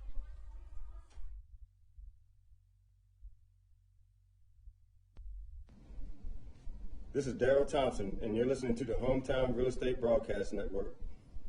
When you're in the market to buy or sell a home, call Tony McClure of Century 21 New Millennium and his Grand Slam team, the realtor of the Southern Maryland Blue Crabs since our first season in 2008. Tony and his team of preferred partners includes Tim Murphy of CNF Mortgage and Steve Scott of the Scott Law Group. Together, they will ensure that your real estate needs are nothing short of a grand slam. The quality service you will receive is Hall of Fame worthy. Put Tony's 41-plus years of experience to work for you. Call or text Tony today at 301-928-1280 for your personal Grand Slam experience. Go Blue Crabs. Did you know that the Washington, D.C. metro area is the 5th most expensive place to live in the entire United States of America? Sometimes finding affordable housing in this area can feel impossible. If you're struggling to find affordable housing, Look no further than the Villages of St. Charles by Ross Properties. You can visit them online at villagesatstcharles.com for more information today. Villages of St. Charles. They'll have you safe at home. This is Joe DeLuca, and you're listening to the Hometown Real Estate Broadcast Network. Back here in Southern Maryland, the Revolution on top of the Blue Crabs 2-1. Line scores read as this: 2 runs, 4 hits, no errors for the Revolution. 1 run, 4 hits, 2 errors for the Blue Crabs. And Severio back out there, the left-hander for the Blue Crabs, to work here in this top of the 5th inning. And guys, what have you seen from Severio? Just a 2 spot on the board, but outside of that, zeros across the way. Well, he has been tremendous with the off-speed stuff. The only time that he's made any mistake with an off-speed pitch was that 2-run home run, a slider that he just tried to get a jam shot out of James Harris, but he ended up leaving it out towards the middle of the plate, and James Harris sent it a long way over the mini monster wall in left field. But other than that, Severio, he's working backwards, the eye deception, working from low to high, high to low. And again, that slider is, I mean, Andrew, I would believe that this is the best that we've seen his slider. It's really moving well out there. Yeah, I would tend to agree. He looks to be in control of this one. So 2, 3, and 4 hitters up here for the Revolution. Jack Kenley to lead things off, followed by J.C. Encarnacion replacing the injured Melky Mesa, and then Nelly Rodriguez as well. As that one's inside. That one came close to hitting Kenley, but he didn't move a muscle on that one. Kenley 0 for 2 this afternoon. His batting average down to .292 now. And Severio kicks and fires, and that one's outside. So 2-1 the count.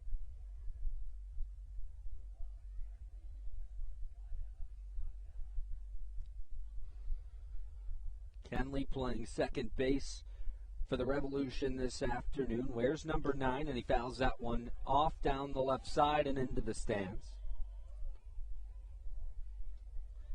So we'll see if the Revolution can respond to the Blue Crabs. 1 spot in the bottom of the 4th here in the top of the 5th. An important game for the Revolution. You know, the Blue Crabs have this series won, obviously looking for the sweep, but, you know, with an off day tomorrow, you want to leave things with a good feeling, and Rosa gloves and touches first for the first out of the inning. But, you know, the Revolution obviously still in this playoff race, and so, you know, leaving this with a win, some good feelings moving into their next series, awfully important. Yeah, they're not necessarily in a must-win situation, but they're not far from it, right? And especially with the Ducks and the Blue Crabs really playing well of late, especially Long Island having won 8 in a row, you can't let this thing get too far away from you, because if you're York, the best option and really the only option is winning this second half. You really can't get a wild card. So the first pitch in there for strike 1 to J.C. Encarnacion, making his first appearance in this one at the plate. Replacing Melky Mesa, as I've mentioned. And the 0-1 pitch misses, I believe, outside, and the count moves to 1-1. Yeah, like you said, Andrew, it doesn't put them out of the playoff race, even if they do pick up the 4-game sweep. But what it does is it kind of ruins all that momentum that they picked up of going 12-5 in their last 17 games before coming into this 4-game set with the Blue Crabs. That pitch was in there for a strike, 1-2 the count. And Encarnacion this season batting at a .282 clip, 7 home runs, 36 RBIs. And the 1-2 from Severio is fouled straight back, and we'll do it again at 1-2.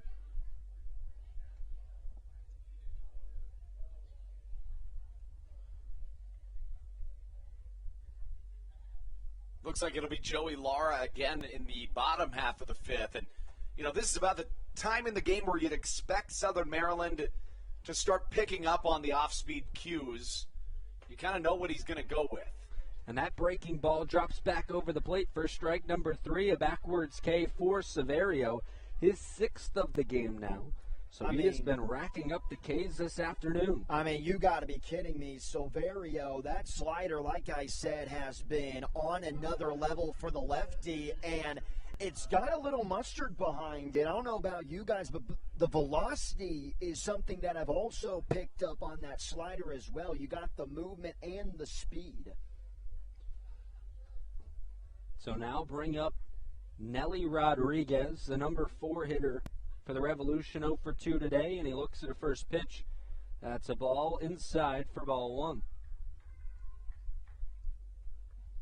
And Severio attacking a middle portion of the order this afternoon that had a lot of success last night against Bibbins, as that one's grounded down the left field line and almost took out one of the Blue Crab bullpen members out there in that bullpen. But this afternoon, 0 for 3 for Kenley, 1 for 2 for Mesa, Encarnacion, who replaced him, 0 for 1, and Nelly Rodriguez 0 for 2. So just one hit in the middle portion of an order that was 6 for 14 a night ago. Severio rocks and fires, and that one is in there for strike number 2. Andrew, you were telling me the first time that I got here that bullpen, they just simply are not going to move when a foul ball is coming their way, and it continues to be true, I guess. I know, it's hilarious. I don't understand it, but I love it. They're just too late. They're just like, you know what, if it hits me, I'm not moving. That one bounced into the dirt, so the count moves to 2 apiece. And, yeah, right there, I can't see which bullpen member it is out there that one was hit at, but just kind of moved his head nonchalantly out of the way. No big deal, and we move on with things here in this 5th inning. So just another day at the ballpark in the Blue Crab bullpen. Severio back on the rubber for the 2-2. Takes a long look in, rocks, and deals. And that one swung through and missed for strike number 3. So that's how the inning will end. 7 Ks for Misael Severio. And that's how the top of the 5th will come to a conclusion. It's 2-1 Revolution as we move to the middle of the 5th here in Southern Maryland. Matthew Hargrove will take over the play-by-play duties in the bottom of the 5th right here on the Hometown Real Estate Broadcast Network. This is Andrew Viceno, and you are listening to the Hometown Real Estate Broadcast Network. American Radiology is the clear choice for all of your medical imaging needs. With locations in Charles and Calvert counties, they offer a full range of imaging services. Some of their latest innovations included 3D mammography and wide-open MRIs for our claustrophobic patients. For your convenience, they even offer extended weekday hours and Saturdays. For more information or to schedule an appointment, visit their website at AmericanRadiology.com. 2020 was a year unlike any other for everybody. Quickly, the Southern Maryland Blue Crabs came to the realization that baseball must take a backseat to humanity. Immediately, the Blue Crabs staff and all of Crustacean Nation teamed together to provide COVID-19 tests and eventually vaccinations. Southern Maryland's hometown team also hosted food drives, blood drives, backpack drives, toy drives, and so much more, all to help their community. The Blue Crabs couldn't be more thankful. This is Coach Doug's, and you're listening to the Hometown Real Estate Broadcast Network. Bottom of the 5th here in Southern Maryland, and I hand over the play-by-play duties to Matthew Hargrove. Thank you, Brendan. And it's not just Brendan and I on the broadcast this afternoon. 3-man crew, the first time that we, for Brendan and myself, are able to do this here in a playoff push for the Southern Maryland Blue Crabs. We're also joined by the familiar voice of Andrew Banstra. Halfway through Game 4, final game of a 4-game series between the York Revolution and the Southern Maryland Blue Crabs. So far, the Revolution with a 2-1 lead, and surprisingly, we have been treated to a pretty nice pitcher's duel between Misael Severio and Joey Lara. Lara has been dominant with his slider and changeup combination. He's facing off against 8-9-1 to begin the bottom half of the inning, starting with the left fielder and Matt Hibbert. First pitch of the inning is a slider that misses low in the dirt for ball one. Hibbert doesn't have an official at-bat this afternoon. First time he entered the box, he took a 4-pitch walk. Was unable to score, though. Lara working slow the entire afternoon. Another slider in Matt Hibbert. 6 pitches, 6 balls that he has seen in that righty box. You know, Andrew and I and Brendan and I were having this conversation throughout the entire weekend of this series with the Revolution and the Blue Crabs. But Brendan, Andrew and I have been in a lot of talks about the Moneyball play and how that's the direction that Major League Baseball, every single team, not even the teams that financially are having struggles, that's the direction that they're going with their ball clubs. And Matt Hibbert, for back-to-back ABs, is going to take a 4-pitch walk, and the Blue Crabs have their leadoff man on to begin the bottom of the 5th and the tying run on first base. Yeah, the only pair of back-to-back hitters in this Southern Maryland lineup that have yet to be retired is the 8-9. And we talk about that time and time again, but it really is important just how good the bottom of the lineup is for Stan Clyburn's Southern Maryland Blue Crabs. Hibbert's walked twice, and now Michael Baca. Baca so far, 1 for 1, a single into left center field. Yeah, Baca can get on. You're talking about a red-hot Jordan Howard coming up into the box with runners potentially on second and first and nobody out. You start getting third time around the lineup, you would assume that this hot offense for the Blue Crabs would time up Lara just a little better. So far the entire day, it's just looked like they've been a little out in front off the end of the bat. Next pitch to Baca. High and inside, Lara losing the strike zone here in the middle innings. And this is around that time yesterday that the Blue Crabs started to get tabs on Duke Von Schaman yesterday for the York Revolution, but now we'll see if the Blue Crabs can kind of turn things around offensively in these middle portions, or the middle portion of this game. Chopped off the foot. That's not going to feel good. Hibbert, we've seen him try to attempt a steal already, but the last time he did it, it was another foul ball, so a little deja vu moment for the Blue Crabs outfielder as he is being told to go back to the first base bag. But Baca, I've never had that feeling of the baseball being hit off my foot, but the way guys have always talked about it, it is a pain that they say they would not bestow upon their worst enemy. You know, it's funny. I always thought to myself that people were just kind of overreacting about it. I did too. I'm in the same boat. I didn't happen to me until college. I never wore the shin guard ever, and I still didn't after. But when it happened to me the very first time, my sophomore year of college, it hits off my leg, and initially I'm like, wow, that really hurt. And then I walked it off for a second, got back into the box, and I barely could put weight on it. It is extremely painful. Off the end of the bat, little pop-up to the second baseman, and there's out number 1. I mean, if you think about it, it's basically like getting hit with a rock that comes in at 90 miles an hour. No, I would imagine you turned into the Evo Shield man after you took that baseball off the leg as the Blue Crabs move back to their leadoff spot in Jordan Howard. So with that pop out for Michael Baca, he's now 1 for 2, and it keeps Hibbert at bay at first base.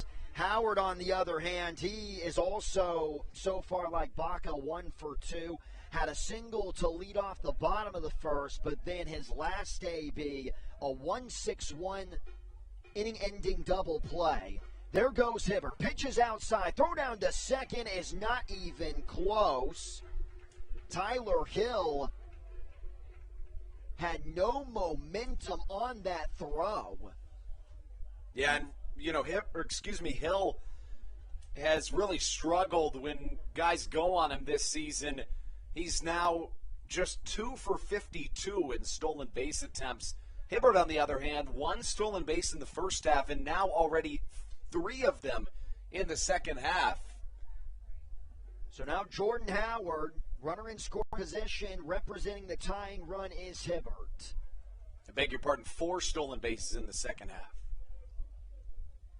You know, going back to what I was saying about the Moneyball discussion, I found a couple of stats that I think you guys are going to think are very interesting compared to when Moneyball started to get very popular in the year 2002 till about this time 2021. Big rip at that one by Howard, but it's fouled back into the backstop net. So the combination of a walk, a strikeout, and a home run in 2002, those 3 for the combination in the game of baseball was used in a game about 28.24% of the time. In 2018, that moved all the way up to 34.26%. Those 3 outcomes, you mean? Yes. That's very interesting. So obviously, again, that's the way that coaches are being told to teach their guys is you're going for most likely the home run or you're going to walk. We're not going for the singles or the doubles, rather. And it is really interesting decade by decade to see how the games change and develop, especially in baseball. And we've obviously seen the home run strikeout trend move up. Ripped into right field, and that's going to roll all the way to the right field wall as Dotel couldn't handle it. Howard's got a lot of speed. Scoring easily is Hibbert. It's going to be a stand-up triple for Jordan Howard, and the Blue Crabs have tied it up at 2.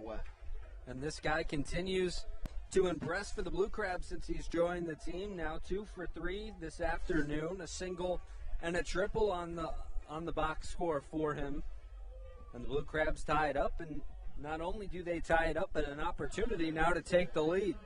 And Jordan Howard could move around the base paths. I thought he was going to make it all the way home. I'm very shocked that wasn't an inside the park home run, but Dotel, first hesitation, he was coming up to make the catch, and then he saw at the last second he wasn't going to have a play on it. That in-between hop, he wasn't able to corral it, thus the ball moving all the way to the right field wall. The Blue Crabs are not done. Here is Silva with now the go-ahead run 90 feet away. A high chopper, and this will score him. Silva will ground out to the second baseman, Kenley, but it's going to be a productive one. Blue Crabs, their second run of the bottom of the 5th, they lead 3-2 now. In my opinion, this is the way you beat Joey Lara, right? I mean, he's proven to you that he's probably not going to give you something with the soft contact that you're going to put into the gaps or over the fence. And, you know, in the first 3 innings, I think that was Southern Maryland's approach, but they've taken a step back and they're really going after just getting guys on base anyway. We'll move them around. We'll find ways to get them home. And that's how the Blue Crabs have regained this lead. Jovan Rosa, so far 0 for 1. Grounded out to the pitcher, Lara, back in the first inning and also has a walk. He later scored last inning in the bottom of the 4th on a sacrifice fly out off the bat of Josh McAdams. But a lot of soft contact. Jordan Howard, that has not been the case. Way out in front of that slow-moving curveball on the swing by Rosa. Yeah, Jordan Howard, some of the hits, Blue Crabs now have 5 hits, but a lot of them, we have been remembering the hard contact on the 2 singles so far from the Blue Crabs hot corner playing position player. And I believe Andrew said he was 3 for 5 coming into this game, so now 5 for 8 since he has joined the Blue Crabs. That is insane. Yeah, I mean, this guy, and you mentioned it, Matt, and I think that's a really important point. Everything else has been soft contact. He's been the guy that's able to put good wood on a couple of Lara pitches. Next pitch to Rosa. A high pop-up. Center fielder Encarnacion is moving in. He's going to make the catch, and that is the final out of the 5th. Blue Crabs take the lead, though. 2 runs give them a 3-2 lead. Heading into the 6th, let's see if Silverio will still be out on the bump. Most likely he will. We'll be right back.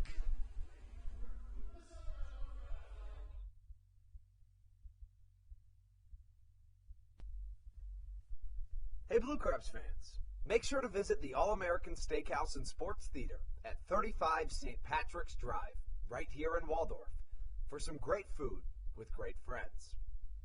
Their steaks are fresh, hand-cut, in-house daily, as well as many other fresh seafood, chicken, and beef options.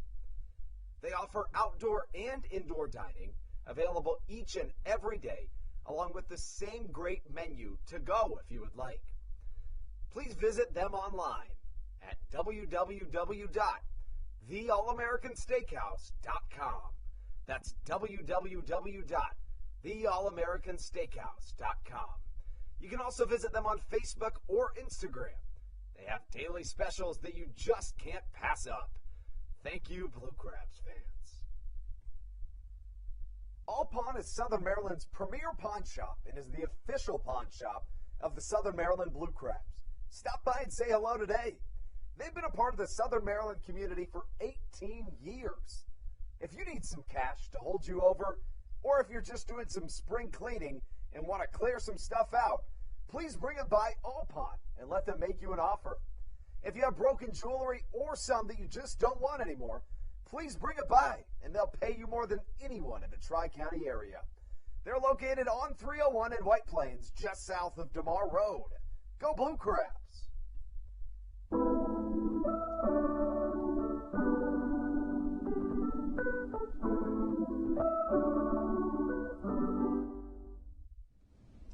This is Patrick Baker, and you're listening to the Hometown Real Estate Broadcast Network.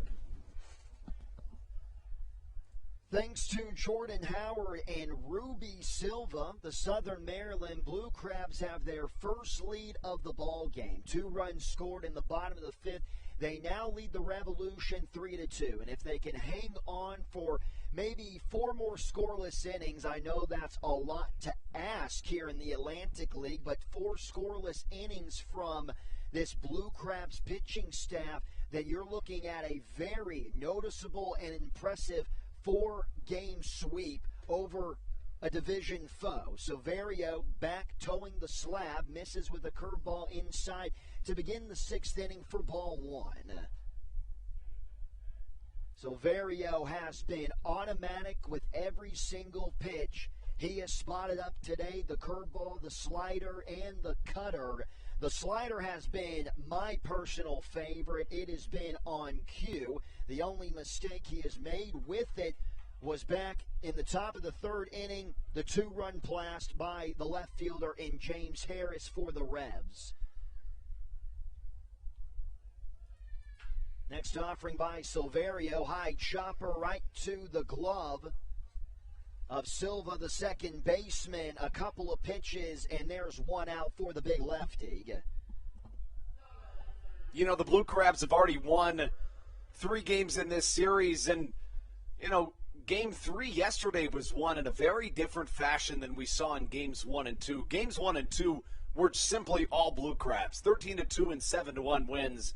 And then it looked like the Revs were going to strike back. They won 6-1, They were leading 6-1 going into the 6th inning, and then a big Blue Crabs comeback. And now you've got a close game throughout where you're going to probably rely on your bullpen to shut this thing down in the late going. Another lefty and another whiff. Here's Josue Herrera. 0 for 2 in the game. The third baseman is after the ground down from Carlos Franco, who's now 0 for 3. And for Silverio, we talked about it earlier in the ball game. This has got to be your bread and butter matchup, the lefty on lefty.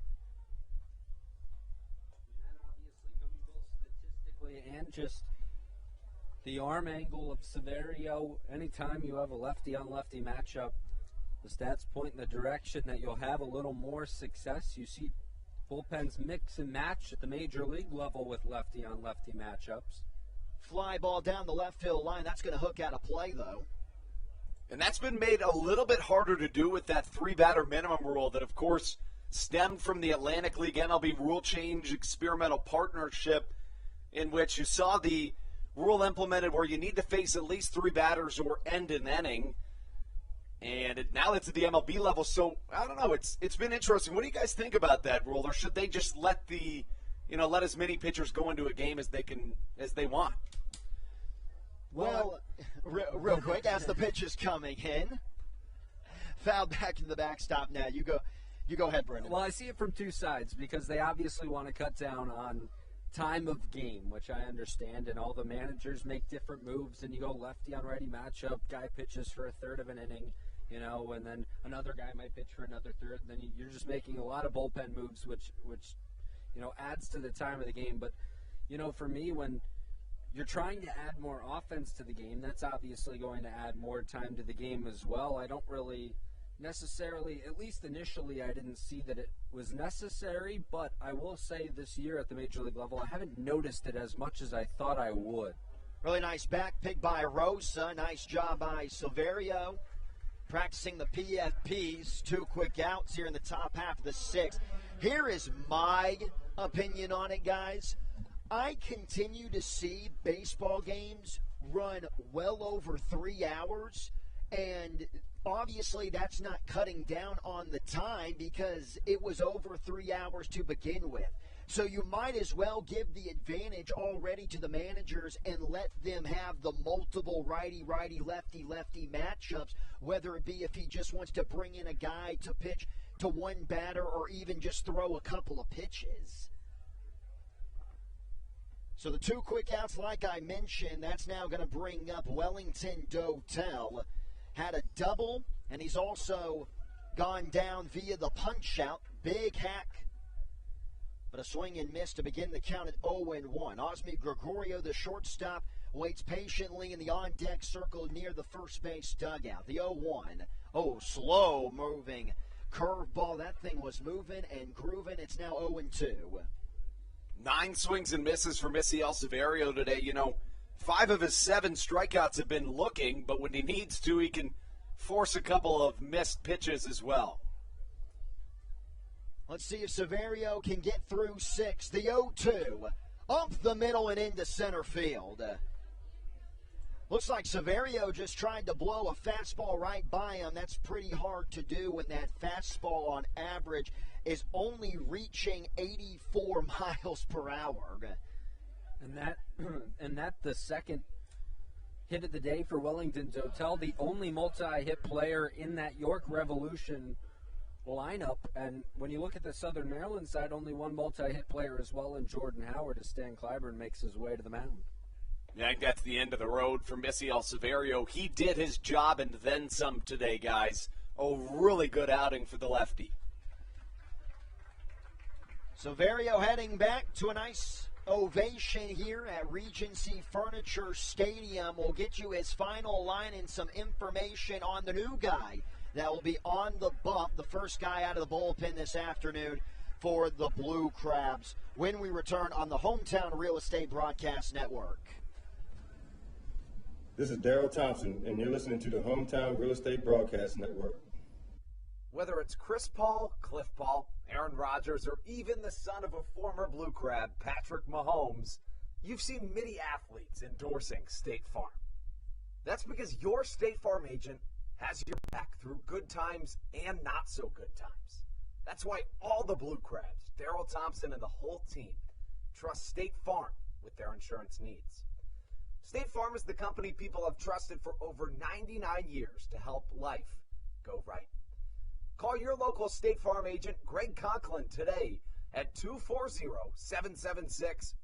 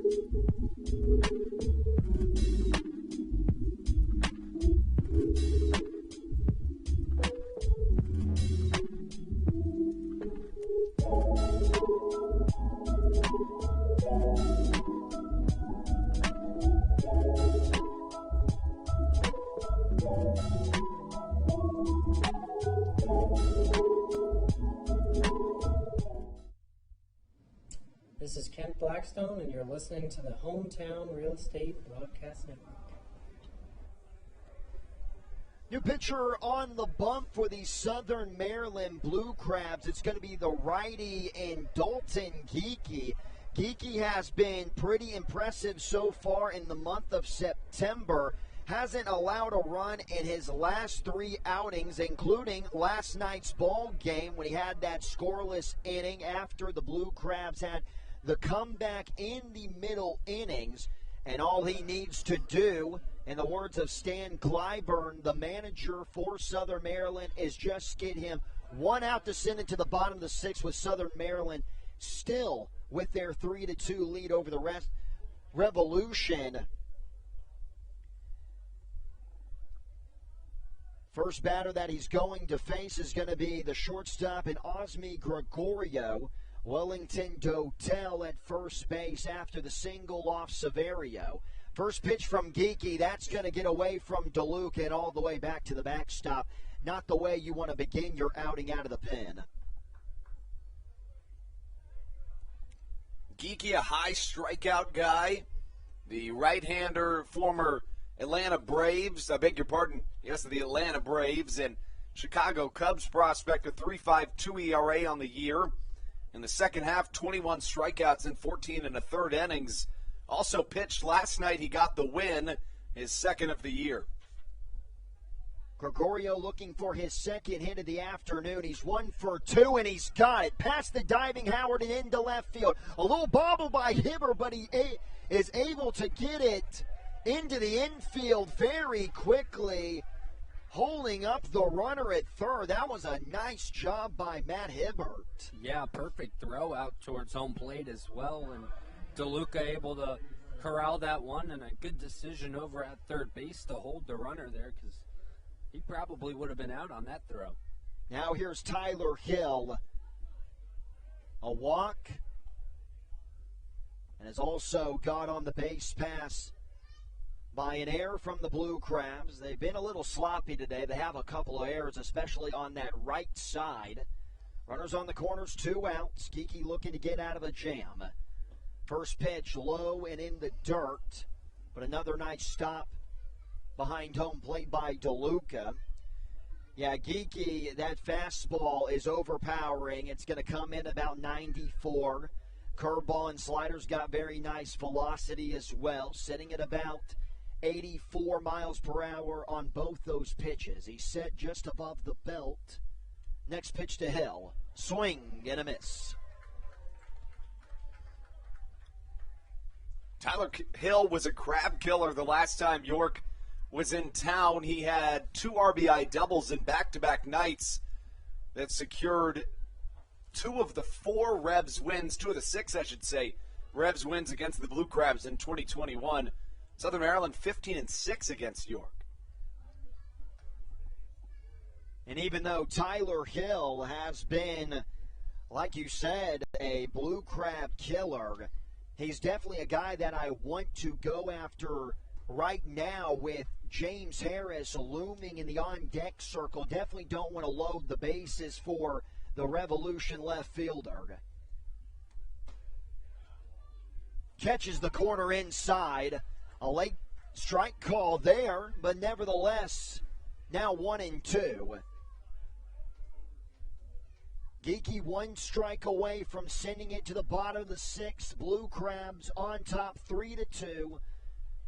1 run in the bottom of the 4th, and they took the lead in the bottom of the 5th. Bats are hot right now. Pickoff throw to first, nothing doing. Not a lot of walks this season. You're going to see out of Dalton Geeky at one stretch, about 4 appearances with 7 walks. But outside of that, on the season as a whole, a low walk guy. He pounds the zone with good velo. And he showed that already in his short stint out of the bullpen so far here in the 6th. Low step, Tyler Hill pitch a charge into this one, left center field, and it goes over the wall. Tyler Hill continues to destroy the Southern Maryland Blue Crabs. It's a 3-run home run for the catcher and he puts his ball club back on top.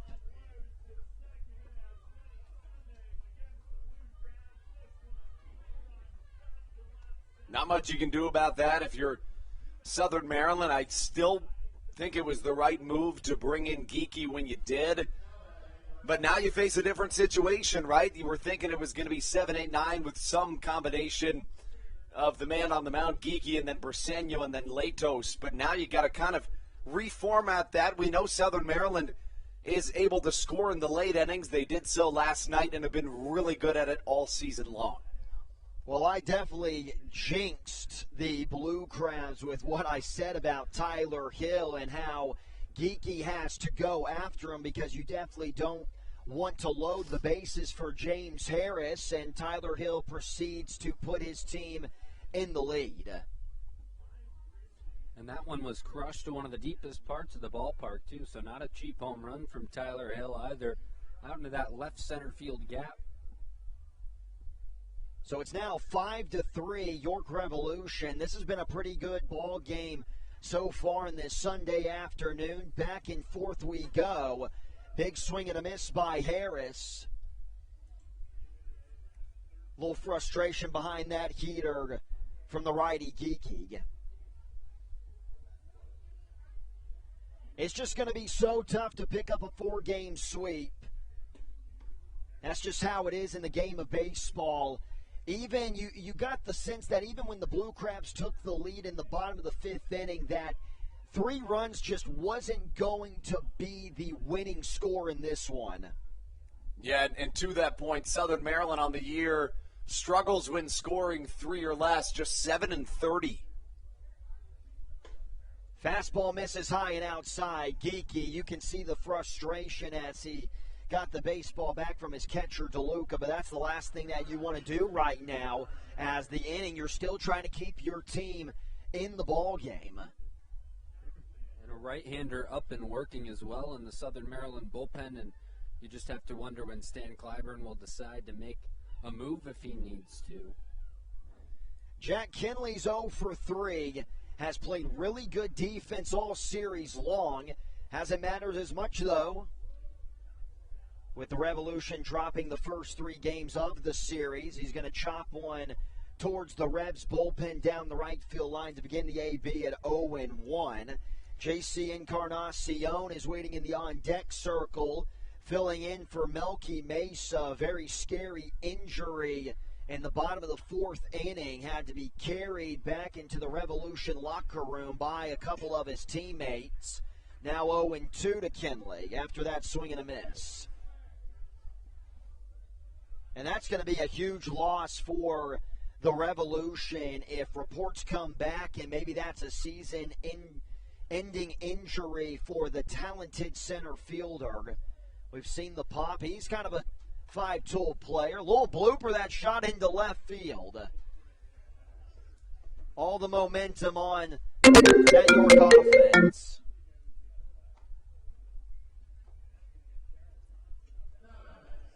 So now what would be Melky Mesa is now J.C. Encarnacion. Darryl Thompson, the pitching coach, is going to come out and talk with Geekie again. In professional baseball, throwing 95 anymore is just not going to do it. You have to be able to spot well. Geekie just hasn't been able to do that so far. Velocity, that's something else that we've time and time again talked about on the broadcast this past weekend. Found a really good, really interesting stat on velocity. Also from 2002 to now, velocity on average has jumped from 88.9 miles per hour to 92.9. And I'm not shocked. I was watching Red Sox, White Sox last night, and almost every single guy that the White Sox put on the mound was throwing in the high 90s. Meeting on the mound is adjourned, and Encarnacion is ready to go to battle with the righty Geekie.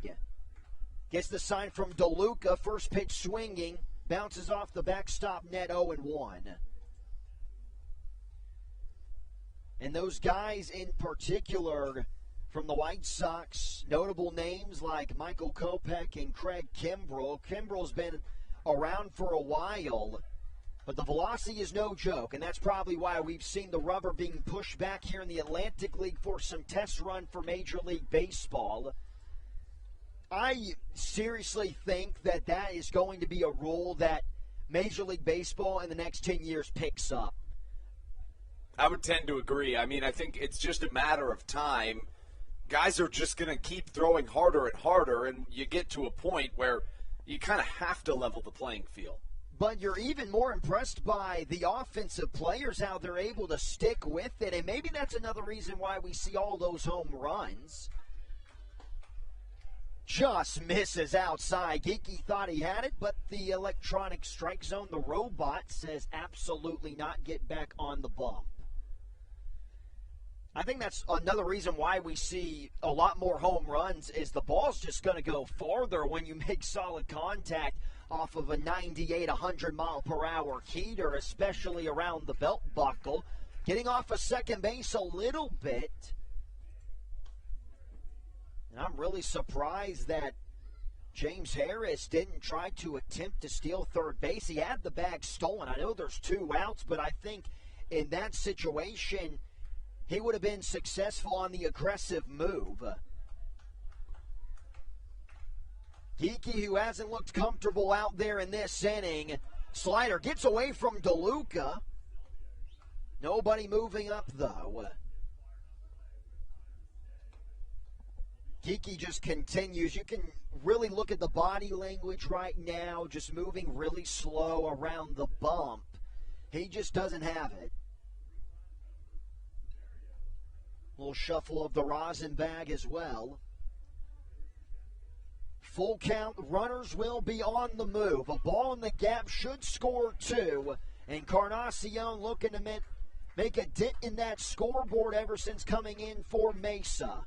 Looking to fill his role. That's hard to do. Swing and a miss, foul tipped into the mitt of DeLuca. And that will end the inning. 3 runs, though, put the Revolution back on top. It's 5-3, York over Southern Maryland. You're listening to the Hometown Real Estate Broadcast Network.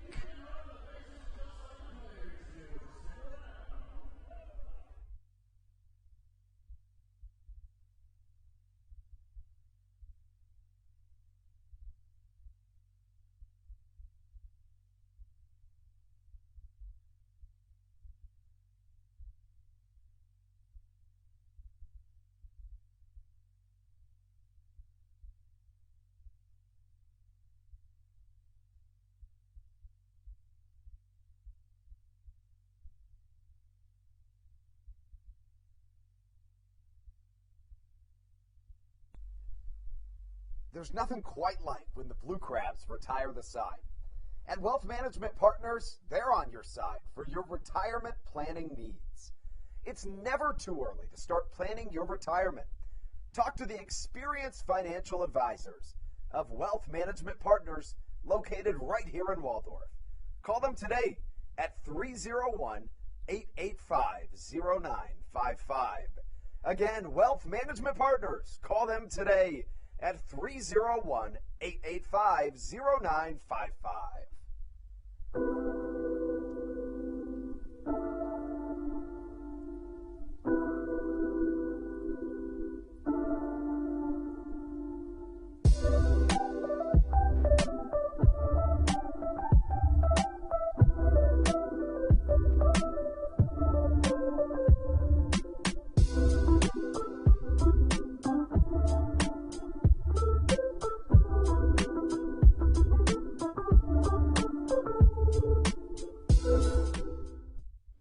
This is Matt Latos, and you're listening to the Hometown Real Estate Broadcast Network.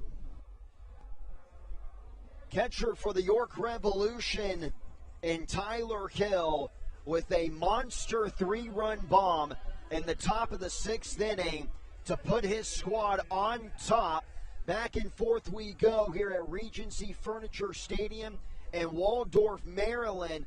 But the Blue Crabs, you can never count them out with this highly talented offense. Matthew Hargrove here alongside my broadcasting partners of Andrew Banstra and Brendan Casera. New pitcher on the bump for the York Revolution. It's going to be Isaac Sanchez. First pitch out of the bullpen is a hot fastball right down the Nashville Broadway for strike one to the right fielder David Harris. Working quickly, now down 0-2. Sanchez on the season, 4-0 with a 4.62 ERA. The whip up at 1.74. Popped up just over our heads here in the press box. A little battle brewing between Harris and the hard-throwing righty in Sanchez. Sanchez did have an outing in this series, the doubleheader on Friday. During that outing, a scoreless inning and 3 strikeouts. Just very impressive, and he was able to get a lot of those strikeouts with the high-velocity fastball. Shot up the middle. Leadoff single for Harris. Like I said, very good offense for the Blue Crabs. You cannot count them out. Yeah, and this is a team that likes seeing fastballs. Lara's going to give you a lot of off-speed. Now he's out of the game. Final line for him, 5 innings, 5 hits, 3 walks, 3 runs, 2 of those runs earned and a strikeout. Final line for Misael Severio, 5 2/3, 5 hits and a walk, 7 strikeouts, 3 runs all earned. And then Geeky in the third of an inning allows 4 base runners, 3 of them on hits, another on a walk, 2 runs both earned. Definitely Lara's best outing of the season for the Revolution. You go through the game logs, even if he goes, 6-7 innings, usually he's giving up around 5 or 6 runs in that outing as Zach Collier enters the lefty box. Already down 0-1. Now down 0-2.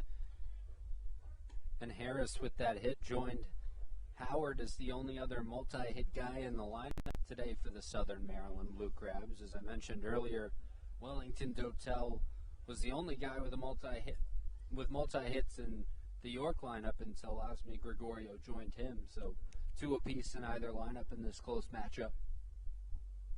Collier choked up on the bat per usual. Misses high. First ball in the A-Big. Collier already 1 for 2. He had a single in his last appearance in the batter's box. And I wonder real quick, if because we see him choking up on the bat this season, it has something to do with his struggling year that he had in 2019 for the Bees.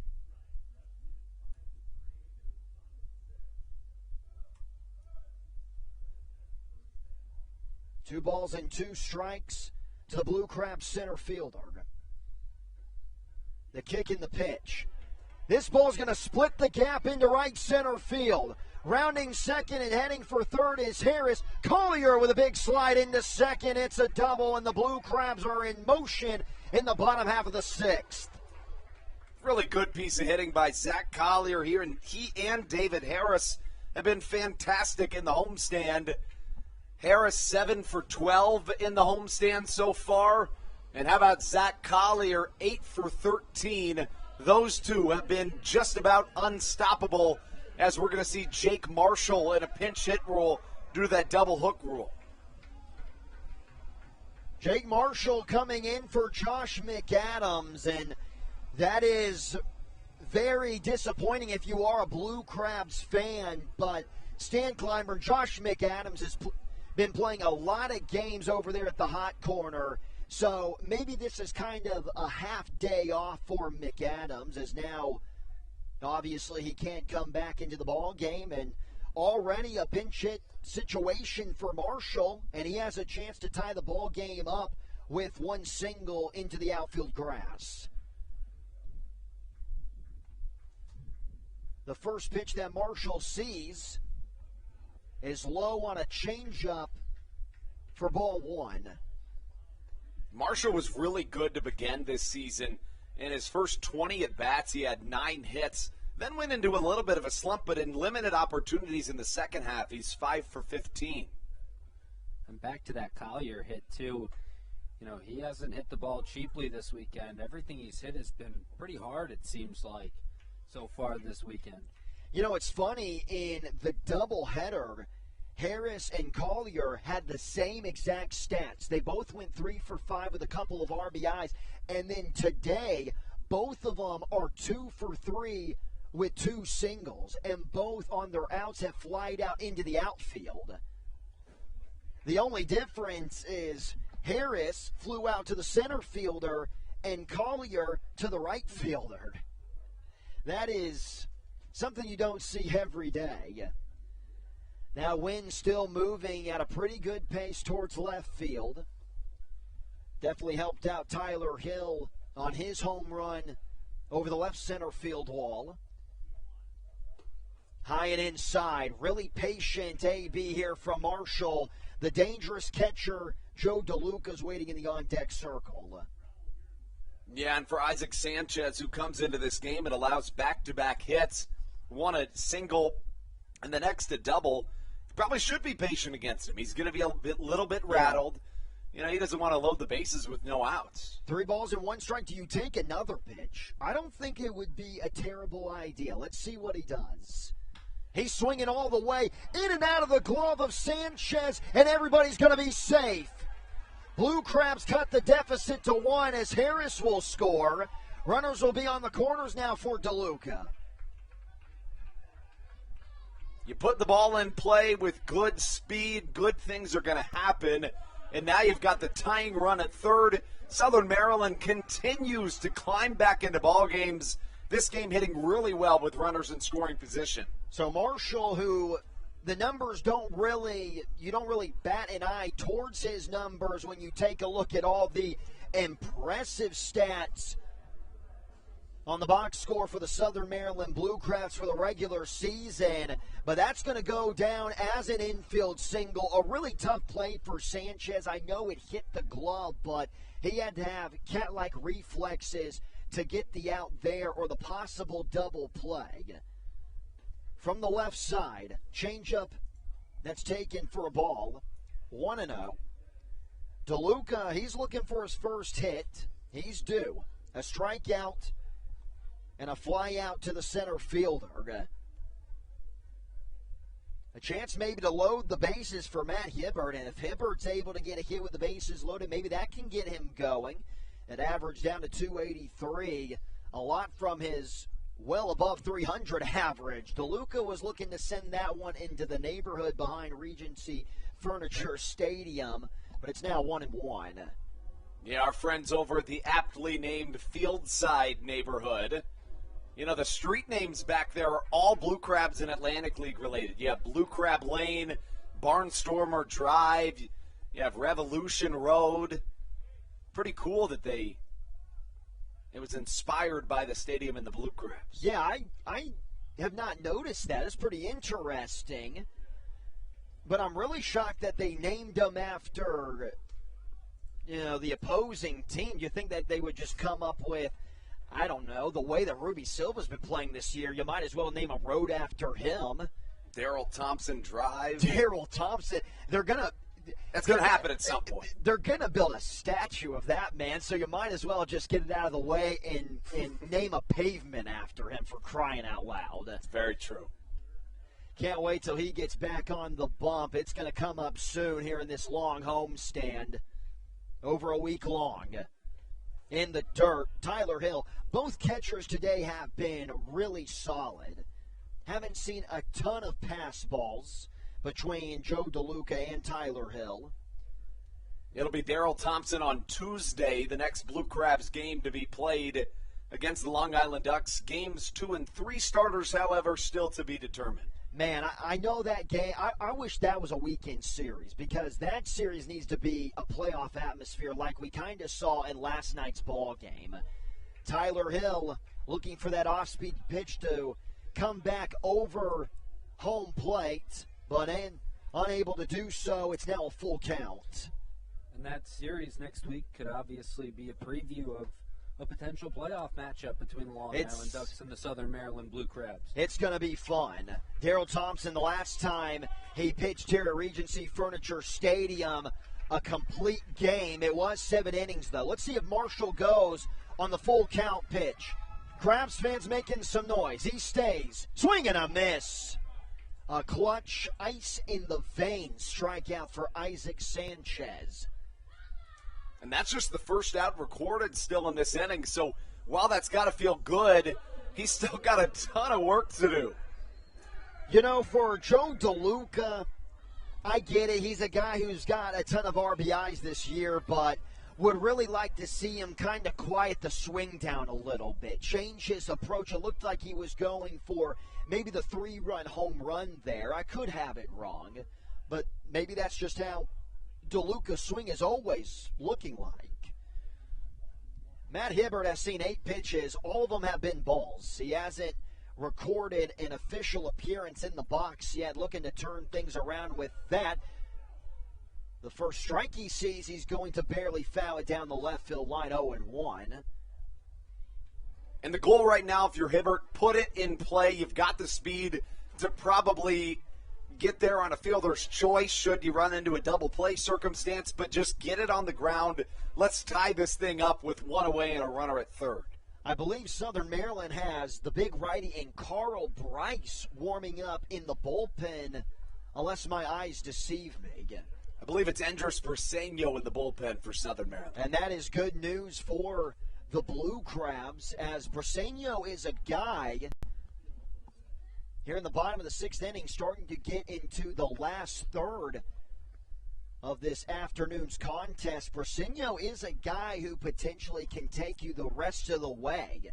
And with it being a 5-4 score, all the Southern Maryland Blue Crabs need is a couple more runs. And Briseño, like I said, can finish it off with 3 shutout innings. High and inside now, 1-2 to Hibbert. Waiting in the on-deck circle is Michael Baca. Runners on the corners, bottom of the 6th inning. Blue Crabs looking for a 4-game sweep over the York Revolution. They're down 4-2. It's been a very tight contest up to this point. Haven't seen as much action as we saw in last night's game, or at least in the middle of the ball game when the Blue Crabs had that outstanding comeback. Hibbert swinging. He had to. It was in the K zone. Able to get some wood on it to foul it back. He'll stay in the battle. Yeah, the thing about Matt Hibbert is that he's basically one of the more annoying batters to face as a pitcher, which as a hitter is your goal, right? You want to irritate the pitcher. You want to be patient and look for the right pitch, foul things off until you get the right one. So those are all notches and signs of a really, really good hitter. Another offering by Sanchez and another foul ball by Hibbert. It's really nice to see that even though Hibbert has been slumping, that he can battle in the box, and it's not like he's just going up there and you can throw any pitch you want and you're going to get the strikeout. You're going to get the ground outs or the pop flies. But with Hibbert, he's able to pick out what pitch he wants to get out front on. He's looking to put a ball in play. Low in the dirt. Backhanded stop by Hill. And this has the feeling of kind of the most important AB of the ball game, or an AB that is going to show the signs of how the rest of the way this game is going to move forward. Yeah, especially the longer it draws out and keeps going. I think we're going to see even more momentum and importance here in this at-bat from Matt Hibbert. Collier's the runner at third. Marshall the runner on first. He had an RBI single already here in this bottom of the 6th. It was an infield single at that. Andrew, do we have a count on how many pitches have been thrown in this AB? Not officially, but by my count, it's 9. I'm looking right now. I was one step ahead of you trying to do just that. That was pitch number 7 right there. So this will be pitch number 8. No shot. No shot. I'm just telling you what it says. I do not believe the technology. I feel like this AB has been about 20 pitches. What a stand right now by the left fielder. He might have to do it again. He can't. Swing and a miss. Sanchez caught him off guard with a changeup. So back-to-back strikeouts by Isaac Sanchez. And this is a really nice level of composure, especially the way that this inning started with 3 straight singles. You thought that the Blue Crabs were definitely going to get more than just 1 run. But now with maybe another strikeout by Sanchez, Blue Crabs are going to leave some runners stranded. Michael Baca, he has a single in this one. Would really like to see Michael Baca potentially work a walk so he can put Jordan Howard in the box with the bases loaded. Time's going to be called. The music, the country music was being played a little longer than the umpires would have liked.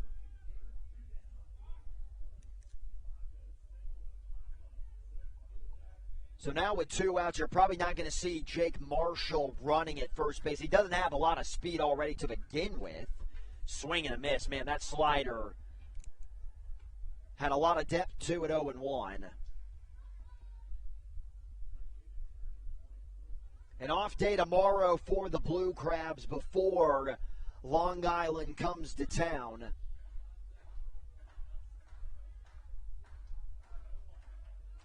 Another slider off the end of the bat, and Baca is really going to have to buckle down now.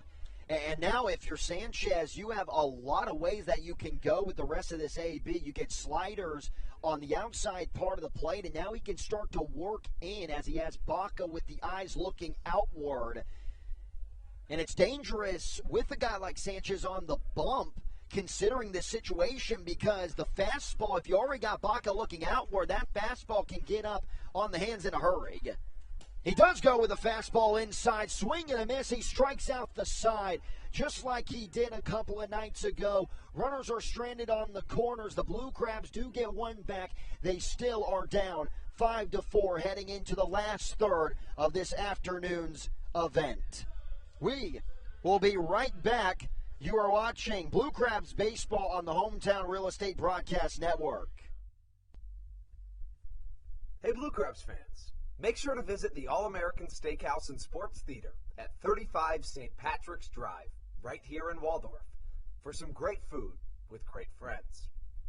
Their steaks are fresh, hand-cut, in-house daily, as well as many other fresh seafood, chicken, and beef options.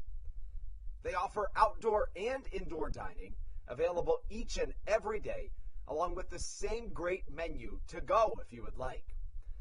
Please visit them online at www.theallamericansteakhouse.com. That's www.theallamericansteakhouse.com. You can also visit them on Facebook or Instagram. They have daily specials that you just can't pass up. Thank you, Blue Crabs fans. All Pawn is Southern Maryland's premier pawn shop and is the official pawn shop of the Southern Maryland Blue Crabs. Stop by and say hello today. They've been a part of the Southern Maryland community for 18 years. If you need some cash to hold you over, or if you're just doing some spring cleaning and want to clear some stuff out, please bring it by All Pawn and let them make you an offer. If you have broken jewelry or some that you just don't want anymore, please bring it by and they'll pay you more than anyone in the Tri-County area. They're located on 301 in White Plains, just south of DeMar Road. Go Blue Crabs!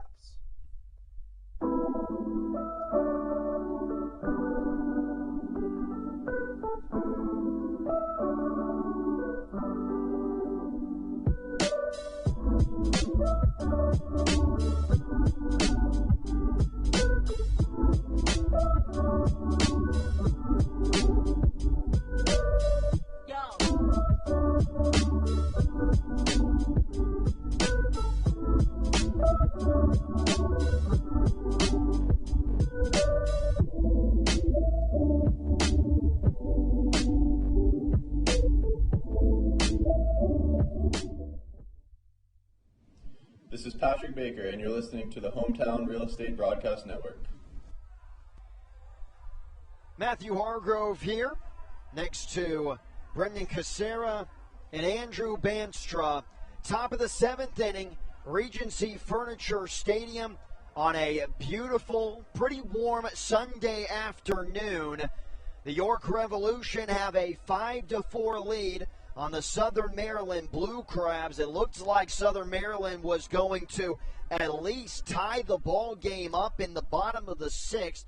Runners on the corners, nobody out, with it already being 5-4, but Isaac Sanchez buckling down out there on the bump and had 3 straight strikeouts on Joe DeLuca, Matt Hibbert, and Michael Baca. It was really clean stuff from the hard-throwing righty.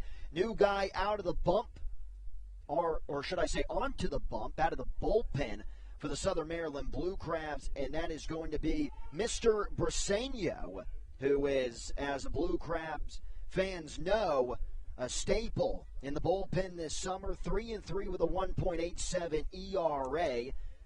Facing off against Nelly Rodriguez to begin the 7th. Yeah, Briseño's got nasty stuff. He was a starter for 10 years in the Tigers organization. Did not play in 2019 and obviously not in 2020 either.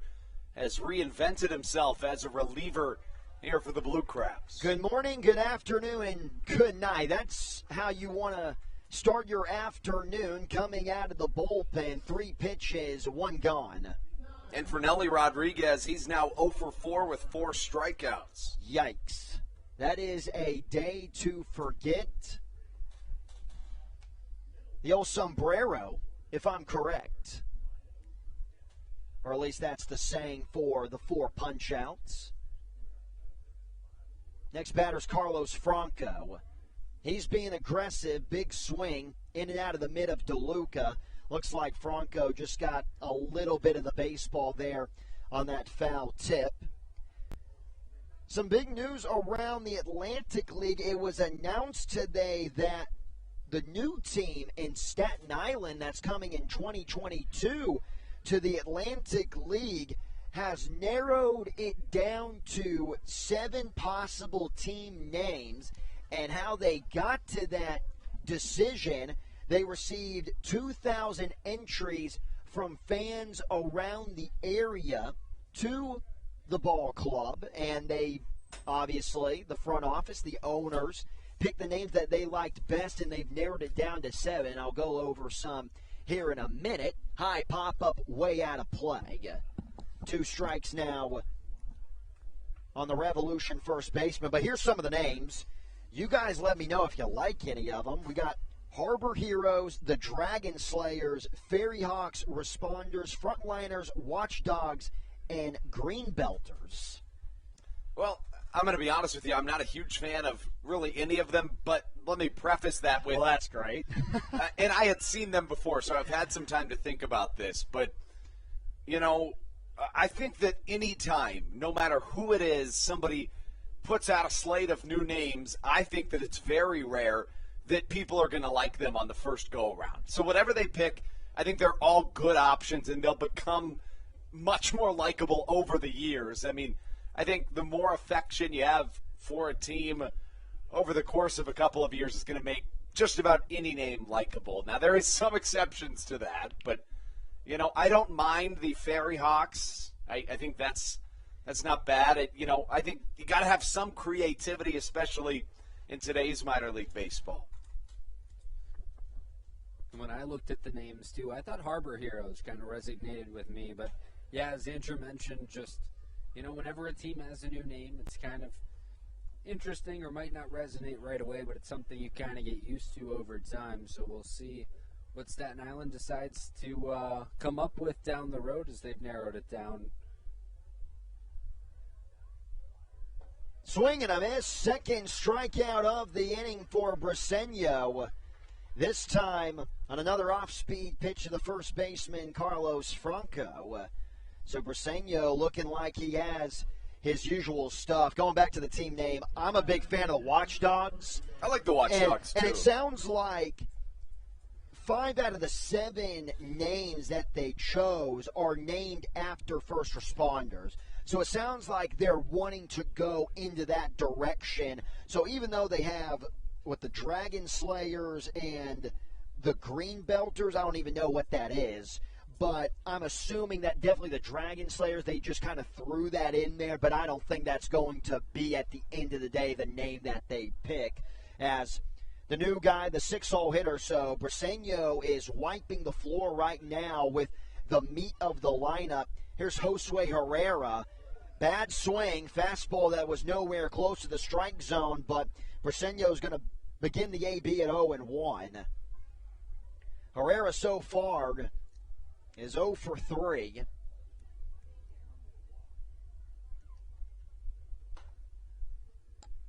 Even now at 1-1. But, nobody, it goes along with the same conversation with the Cleveland Guardians. Nobody likes that name right now. And I'm assuming in 10 years, everyone will be okay with it and find some kind of angle to which they actually do like the name. We got a pinch hitter here. It's Johendry Herrera, the starting pitcher in Game 1 of this series, is hitting in Josue Herrera's spot. Yeah, coming in for the other Herrera, but it doesn't matter for Briseño. Strikes out the side just like his counterpart in Isaac Sanchez did in the bottom of the 6th inning. Blue Crabs, they're down a run. Let's see what they can do with the bats as we are ready to get up and stretch here at Regency Furniture Stadium. You are watching Blue Crabs baseball on the Hometown Real Estate Broadcast Network.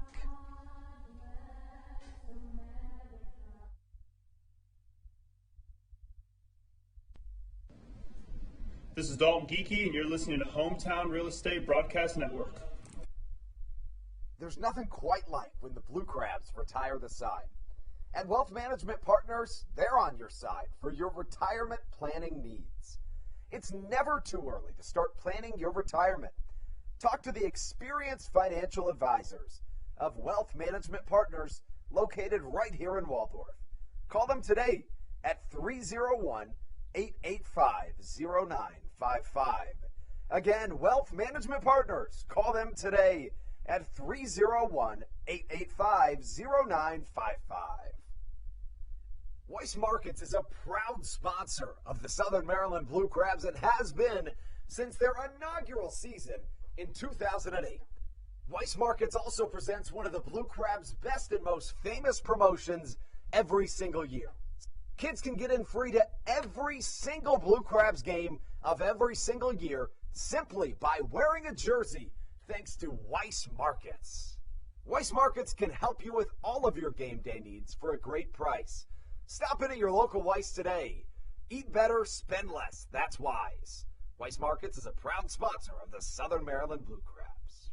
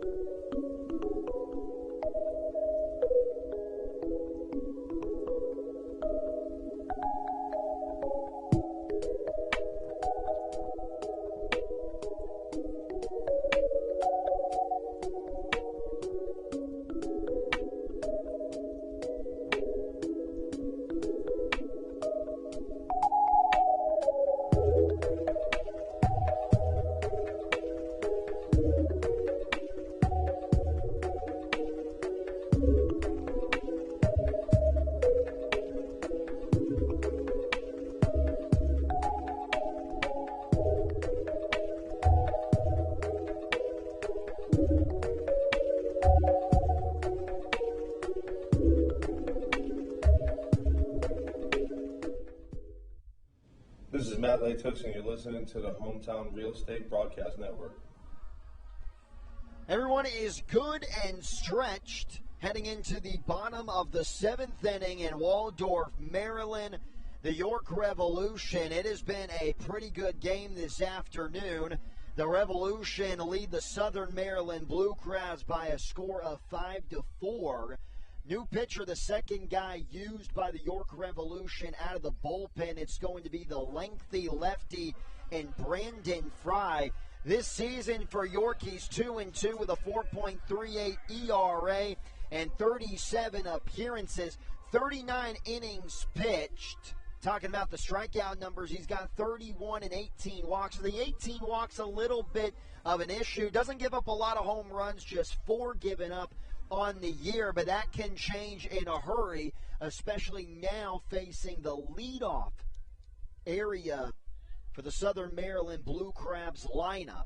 First pitch to the third baseman, Jordan Howard, misses outside for ball 1. Matthew Hargrove here alongside Andrew Banstra and Brendan Casera.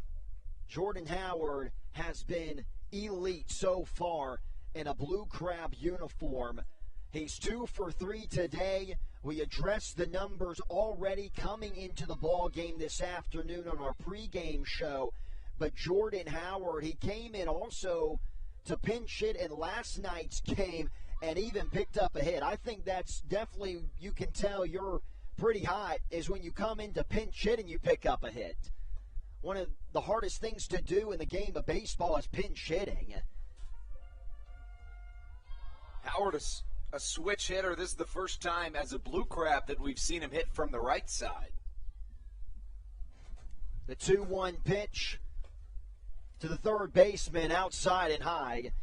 And another reason why you don't want to walk Jordan Howard, you never want to walk the leadoff man, obviously, but we've already seen the speed by Jordan Howard. Attempted a steal back in the first inning after ripping a single into right field, and that's going to be ball 4. Not a good start for Brandon Fry. I said the 18 walks in 39 innings pitched. It is a little bit of a concern, and you can see that being issued to begin the bottom half of the 7th inning. Here's now Ruby Silva.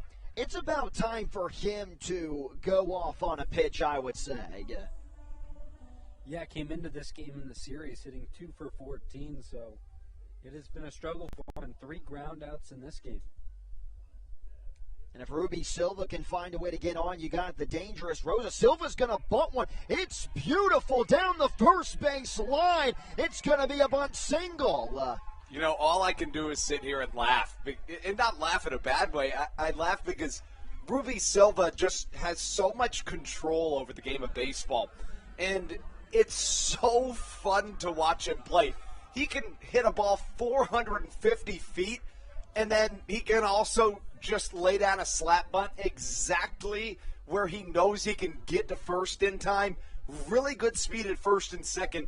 I don't think he could drop a better situation than this. The Revolution infield, the right side of the infield at least, had no idea that was coming. There was a little bit of miscommunication by Franco and Kinley on whether or not who was going to take the bag and who was going to field the baseball. Rosa's going to swing on the first pitch, but he fouls it right near the home plate area. Rosa's another guy who is due in this game because he's been so hot in September. But if you want to look at it on the other side of things, maybe in the mind of a Revolution fan, it's about time that Rosa doesn't do anything in a baseball game for the Blue Crabs. Change up low, evens the at-bat at 1-1. But this is the second inning in a row where we have seen the Blue Crabs start off pretty well. 3 straight hits in the 6th inning, yet they were only able to score 1 run. But you like your chances a lot better with the top of the lineup. Look back at second. Rosa back to the pitcher, Fry. There's one over to first, and that is a killer 1-4-3 double play. Man.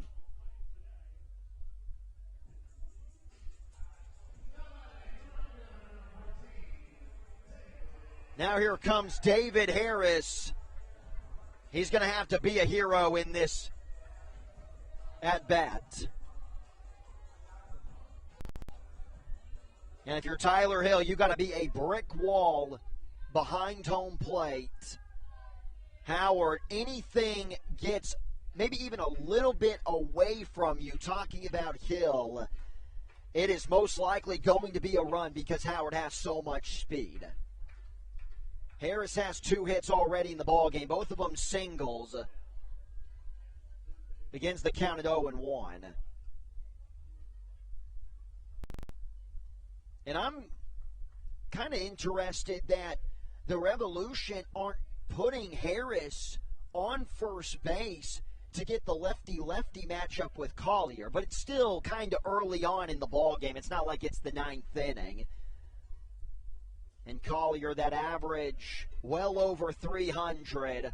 Little ground ball up the middle, but Kenley gets to it quickly, fielding to his right. And after getting runners on second and first, Fry gets a big double play and a ground out to end the 7th inning that, for back-to-back innings, ends a Blue Crabs threat. Andrew Banstra is going to finish us off this afternoon with the play-by-play when we return on the Hometown Real Estate Broadcast Network. This is Matt Latos, and you're listening to the Hometown Real Estate Broadcast Network. Weiss Markets is a proud sponsor of the Southern Maryland Blue Crabs and has been since their inaugural season in 2008. Weiss Markets also presents one of the Blue Crabs' best and most famous promotions every single year. Kids can get in free to every single Blue Crabs game of every single year simply by wearing a jersey thanks to Weiss Markets. Weiss Markets can help you with all of your game day needs for a great price. Stop in at your local Weiss today. Eat better, spend less. That's wise. Weiss Markets is a proud sponsor of the Southern Maryland Blue Crabs. When you need a win on the road, don't get left stranded. Make AAA part of your roster and you'll always have someone on deck ready to get you home. AAA also offers car care, insurance, and travel services, and has stores conveniently located for Blue Crabs fans in Brandywine, Crofton, and Alexandria. Don't forget to ask them about membership discounts for military and first responders. Please visit AAA.com to learn more or to find a AAA location near you.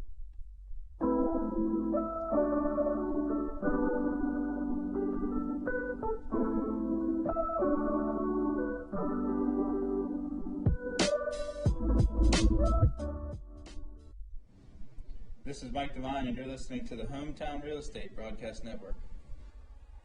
Welcome back inside Regency Furniture Stadium. Andrew Banstra here, joined by Brandon Kucera and Matthew Hargrove as we take you into the final 2 innings of regulation. Southern Maryland's won the first 3 of this series, trying to make it 4. You know, Brandon, as we take it into the 8th, obviously we know what we need to see from a defensive perspective. Does anything need to change offensively, or what have you seen to this point? Well, offensively, it's just hitting with runners in scoring position, really. The Blue Crabs have had a number of opportunities with runners on base to capitalize and take this lead back, but they just haven't been able to get that one hit that they need to push runners across. And so I would say just the clutch hitting, really, more than anything, is what needs to be there to make the difference as we move into the final 2 frames of this game.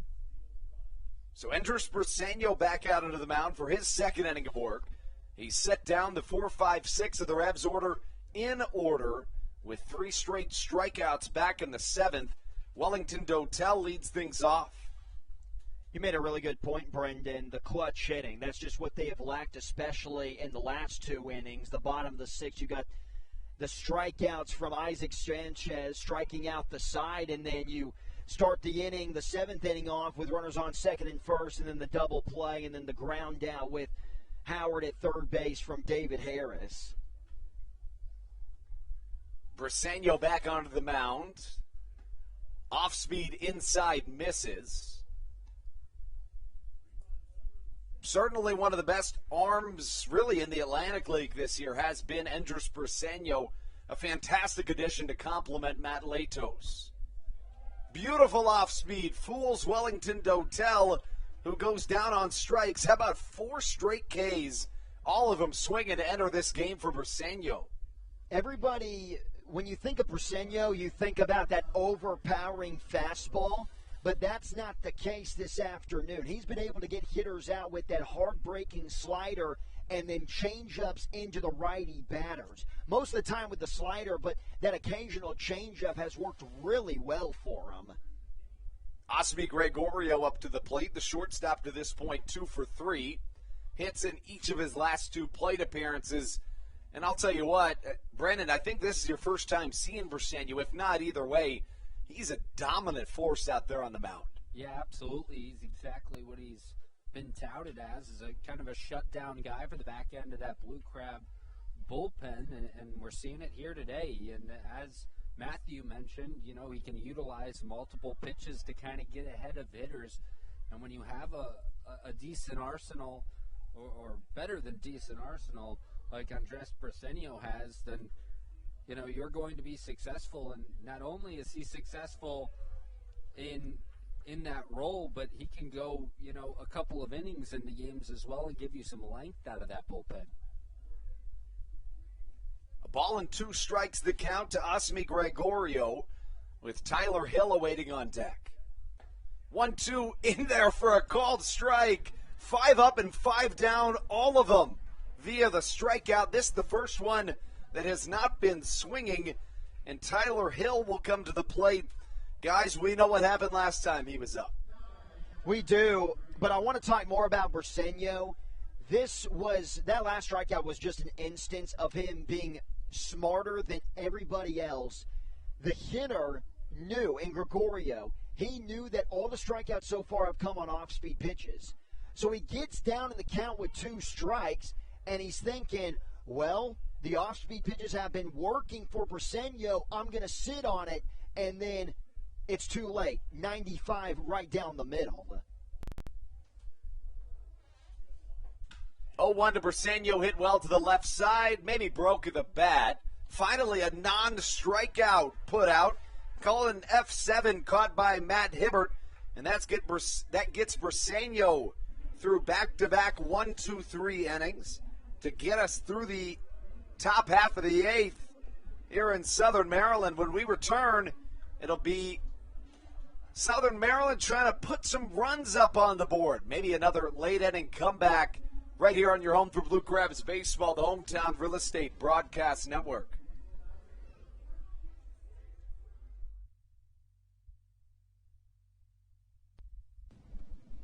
This is Patrick Baker, and you're listening to the Hometown Real Estate Broadcast Network.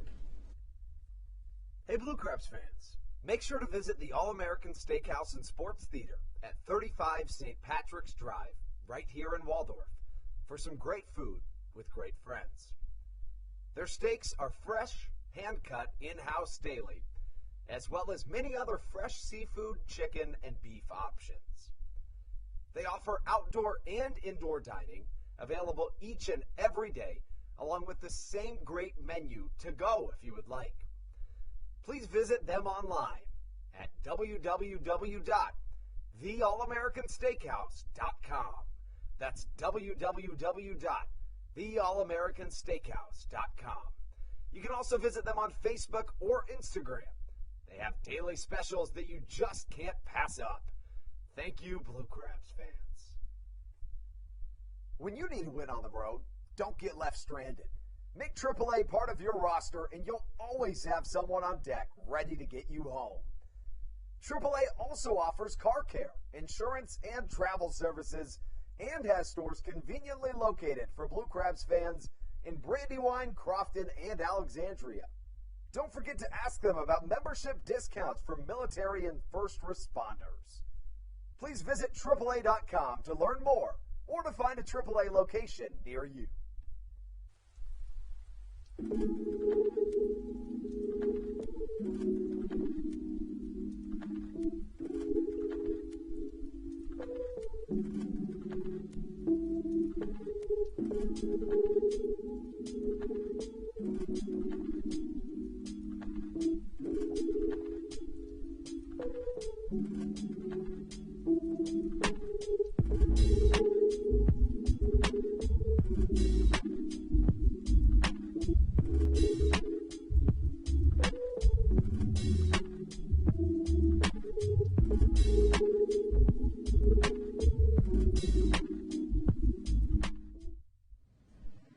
is Dalton Geeky, and you're listening to Hometown Real Estate Broadcast Network. To the bottom of the 8th we go. The Blue Crabs have some work to do, but before the inning can start, we're going to have a visit from the athletic trainer. Not quite sure what's happening, and I don't know that it has anything to do with Alberto Rodriguez, the newcomer onto the mound for the Revolution. Mark Mason out there, joined by Megan Haas, the athletic trainer for York. Somebody's coming off the field, but again, it's not Rodriguez. Get you an update on that as soon as we can. Andrew, I think it is Rodriguez. Oh, I beg your pardon. Well, that is a... Yeah, that is Rodriguez. Yeah, he's been taken out of the game. I guess that last warm-up pitch must have felt really weird. And that is a... Man, the injuries are starting to pile on to some pretty notable guys. We saw the injury to Melky Mesa early on in the ball game where they had to, a couple of players lift him off the outfield and take him back into the Revolution clubhouse. He's their 3-hole hitter.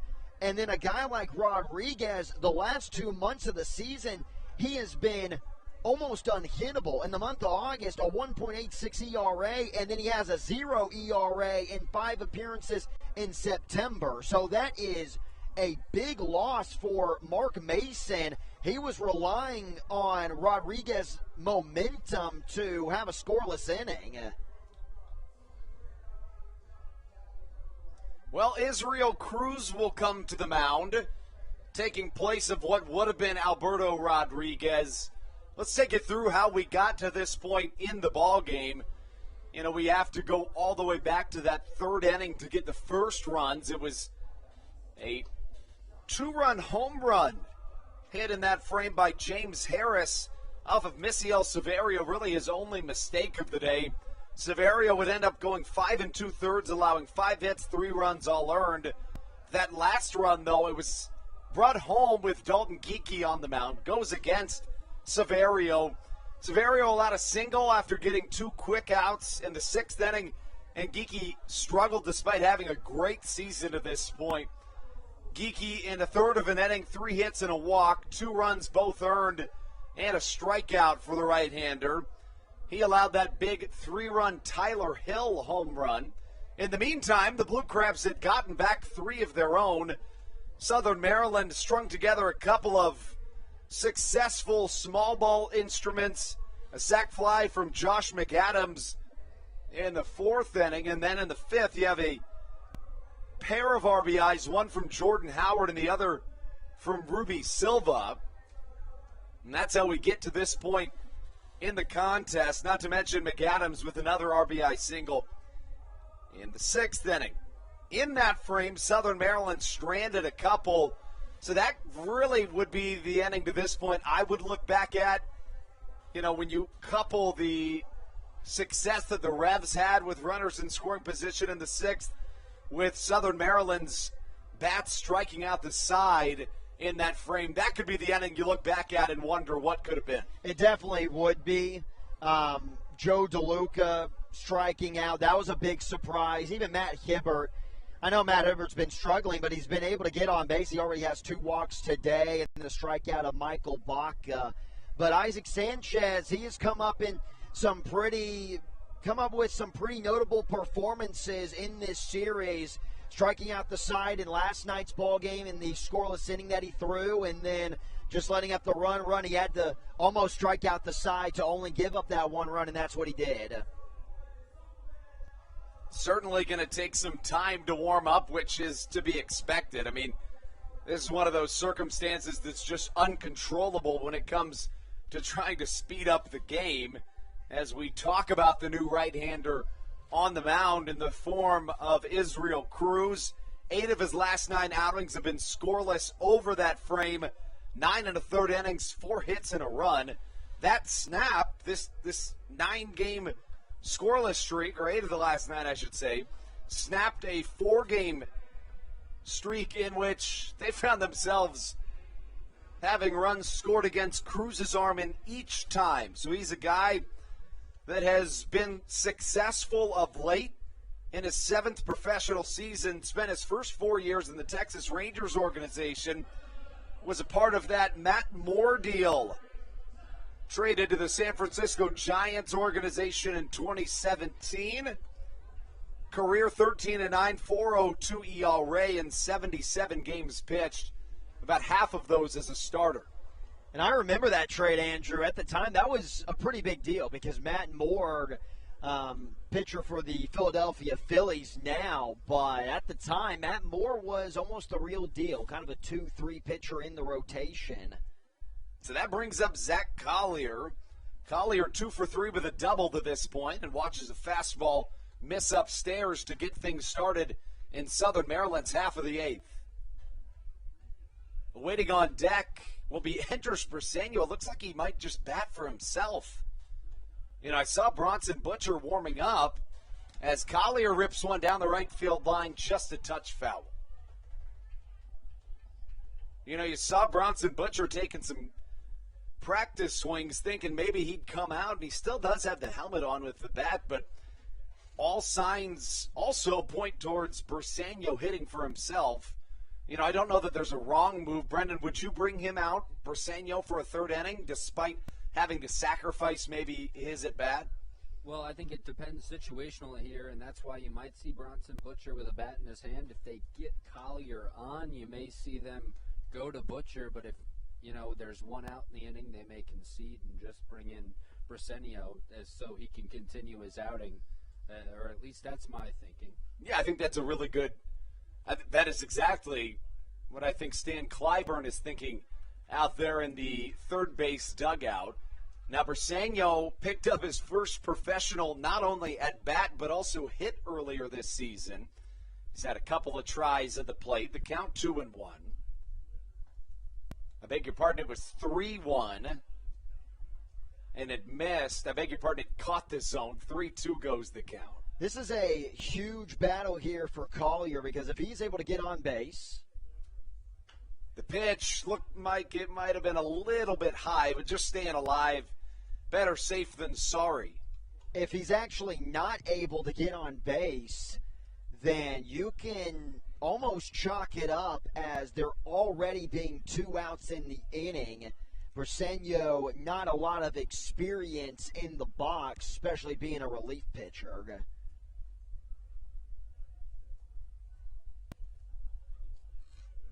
3-2 once more from Cruz. Hit well to the left center side. Back goes J.C. Encarnacion off the top of the Meridian Fitness Club sign in left center field. And now Stan Clyburn's got to make a decision. Is it going to be Briseño or Butcher?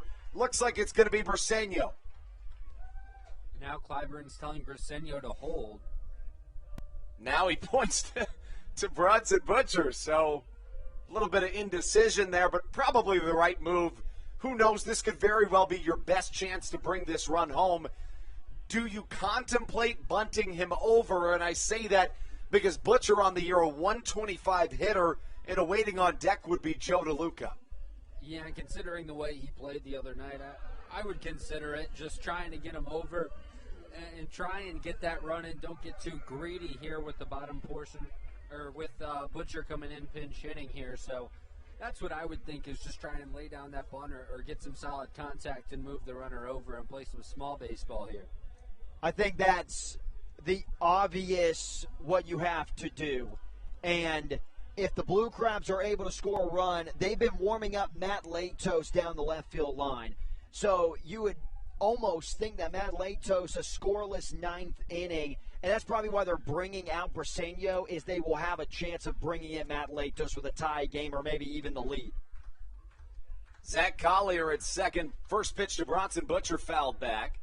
So it looks like Patrick Baker is throwing in the Blue Crabs bullpen, but Latos has been doing some stretching, preparing if need be. Yeah, they've been mixing both those guys in. Baker's been taking the brunt of the warm-up pitches. I tell you what, that foul ball coming back, you mark my words, I will catch a foul ball in this exact area sometime this month or in October. Got close there, but caught the top of the net just barely. Butcher sees a pitch, catch the outside of the strike zone, 0-2. And Baker and Latos, two guys last night that made appearances, so it would be back-to-back days for either of those guys. Obviously, Dalton Geeky made an appearance today as well, so it was a back-to-back for him. That just shows you how important this sweep would be for Stan Clyburn and the Blue Crabs. Cruz with a look back to second.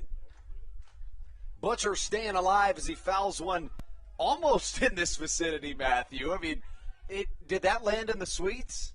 I can't see it from here. Just over and onto the top of Regency Furniture Stadium, but then came rolling back down. I think your guys' best chance, and if obviously at home you can't see this, but a small broadcast booth, so both Matthew and Brendan are sitting just outside, kind of on the catwalk in front of the booth. The pitch inside, the count of ball and 2 strikes, but I've only seen 2 balls land up here. One of them was caught by my 2019 broadcast intern, Austin Rooney. That ball bounced on the first level where the fans sit in the seating bowl all the way up here, and that's the only catchable ball I've ever seen. And he caught it too. 1-2, we went around, and that's going to be strike number 3. I don't believe that Butcher realizes it's strike 3. And now the umpire is going to tell him indeed it is. And that's 1 away for Southern Maryland. Yeah, if we go back to that AB, he had the 2 foul balls, and then he definitely went around on that fastball. I wonder why the decision to go with Butcher. Andrew, have you seen him bunt a lot this season? Because you think that Stan Kleinberg would bring out someone who has had a lot of bunting experience. I don't think the plan ever was to bunt with Bronson Butcher right there. And I say that because, A, that's generally just not something Stan Kleinberg doesn't bunt all the time. And, anything into the outfield certainly going to get Collier home. So I don't think that was the plan. And I think they went to Butcher because with Trejo unavailable today, Butcher is the last option on the bench for Stan Clyburn and the Blue Crabs. So right now, you're looking at a very interesting situation. With all the pinch hitters that you have to have in the Atlantic League this year, there was one time with nobody available on the bench, Clyburn had to go to Matt Latos for a pinch hit situation. And he hit it straightaway center on the warning track almost over the batter's eye. Well, Matt Latos, he's had a lot of playing in the National League, has seen a lot of good pitchers. So he's not, if you're going to bring out anybody from the bullpen to swing the bat, it definitely would be Latos. Pickoff move to second, not in time. Zach Collier led off this inning with a double. Joe DeLuca hitless to this point, a pair of strikeouts, but that can all be forgotten with a play just like last night. I mean, Brendan, that bases clearing double he had yesterday was the best clutch without a doubt we've seen in this whole homestand. Yeah, no doubt about it. It was a rocket out to the left center field gap that cleared the bases and, was huge in that bottom of the 6th inning that led the Blue Crabs to a 4-run spot in that inning. He will at least get the runner to third. A 4-3 out on a ground out to the second baseman, Jack Kenley, and now things get interesting with Matt Hibbert on his way to the dish. And here we go, Brendan. We started off this inning. You were talking about the clutch hits. 2 outs, runner on third. This was the same situation that we saw in the bottom of the 7th inning with David Harris in the box. Matt Hibbert had a chance in the 6th inning to tie the ball game. He came up to bat, runners on first and third with 1 out, ended up striking out. So a little revenge tour, if you will, in the box right now here in the bottom of the 8th. And this is another situation where you start off the inning with a runner on second base, and in a game like this, you got to find a way to get him home. Matt Hibbert up to the plate. Israel Cruz's first pitch hits Hibbert in the elbow guard. And, guys, we've seen that a couple times over the last week. Anyway on if you're Matt Hibbert, and I absolutely love that. But hold on just a minute. We're going to see the umpires talk about if he maybe leaned into that pitch. I couldn't quite tell. Yeah, Matt Hibbert, from my view, it definitely – I will say he didn't put in any effort to get out of the way, but there was a little bit. They're going to say he can go ahead and get on first, so it's not on Matt Hibbert's shoulder. to extend this inning. Rather, it's Michael Baca who will come to the plate with runners on the corners. I thought there was a little bit of movement towards home plate, but obviously not enough to where they're going to call him back to home. And I think that was the correct call. I think it was too close to call.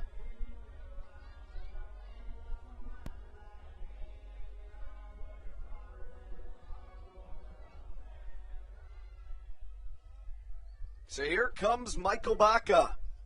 And the biggest at bat of this game, if you're a Southern Maryland Blue Crabs fan. First pitch, he watches a cutter miss outside. 1-0 the count.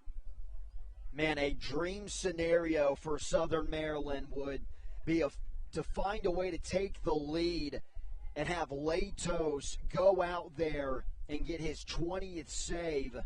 Perfect on the season so far. Picked up his 19th last night. The 1-0 from Israel Cruz inbound. Instead, a step off, and he's been pretty occupied by Zach Collier. You know, in this situation, you'd have to imagine all the attention would be at home plate.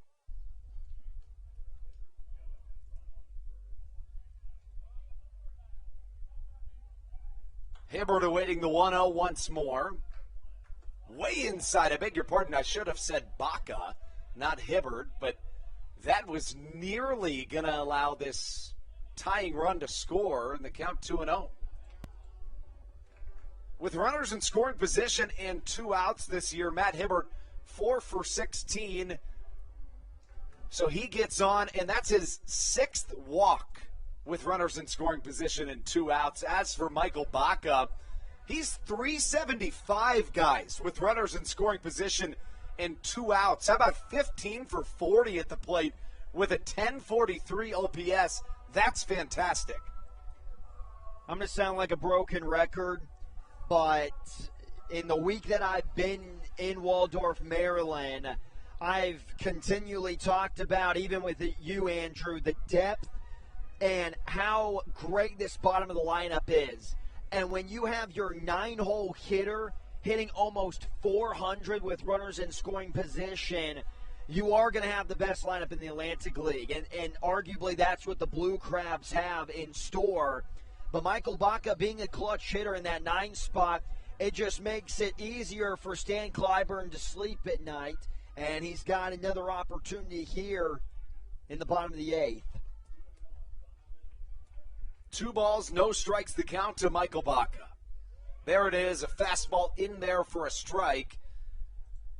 And things are getting tense here in a really tight game in Southern Maryland. Had a pair of blowouts in the doubleheader opener on Friday, but things have been very, very tight ever since. The 2-1. Baca gets a bat on it, hits it to the third base side, fielding it, throwing across the infield in time for out number 3, and a critical play there. And it looks like we have a couple of players talking back and forth. Not quite sure what about. I missed that personally.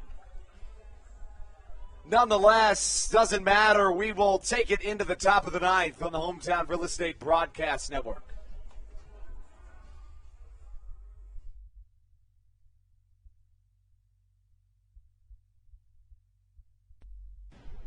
This is Joe DeLuca, and you're listening to the Hometown Real Estate Broadcast Network. Whether it's Chris Paul, Cliff Paul, Aaron Rodgers, or even the son of a former Blue Crab, Patrick Mahomes, you've seen many athletes endorsing State Farm. That's because your State Farm agent has your back through good times and not so good times. That's why all the Blue Crabs, Darryl Thompson and the whole team, trust State Farm with their insurance needs. State Farm is the company people have trusted for over 99 years to help life go right. Call your local State Farm agent, Greg Conklin, today at 240-776-4289. When you're in the market to buy or sell a home, call Tony McClure of Century 21 New Millennium and his Grand Slam team, the realtor of the Southern Maryland Blue Crabs since our first season in 2008. Tony and his team of preferred partners includes Tim Murphy of CNF Mortgage and Steve Scott of the Scott Law Group. Together, they will ensure that your real estate needs are nothing short of a grand slam. The quality service you will receive is Hall of Fame worthy. Put Tony's 41-plus years of experience to work for you. Call or text Tony today at 301-928-1280 for your personal Grand Slam experience. Go Blue Crabs.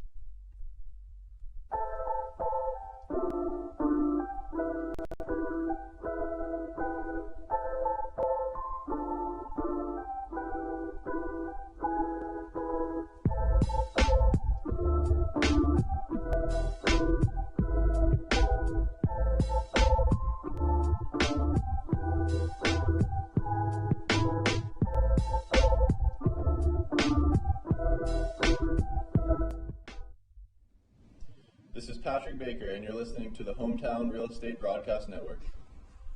So we were thinking maybe it would be a save situation here in the ninth. Rather, Southern Maryland strands a pair, one of which was at third base in scoring position. A lockdown job in these last couple of innings by a trio of York Revolution relievers leads the way for Stan Clyburn to turn to Patrick Baker. And Baker, guys, has been nothing short of fantastic, working his way into the mix in those top four relievers on the season for Southern Maryland. On the year, Patrick Baker, a 4.50 ERA, but the right-hander in his last 18 appearances, a 2 ERA. A guy that strikes out a lot of batters in the second half, 16 strikeouts in 9 appearances, 14 2/3 innings. So really, when Grafer Oregua had to tend to personal matters and excuse himself for the rest of the season, Baker moved from a 1-inning, 2-inning tops role to really a middle relief guy. So one of the more high-leverage situations we've seen him in the latter stages of a game for quite some time, as Baker finds himself strike one called to James Harris. Baker was a lot of fun to watch a couple of nights ago. Man, we talk a lot about the offense, but when you have Briseño and when you have Baker doing what he's been doing last couple of outings, and then Matt Latos, that's a pretty good solid back into the bullpen. Line drive right back up the middle as James Harris singles to lead off the Revs half of the ninth inning. And a nice piece of hitting.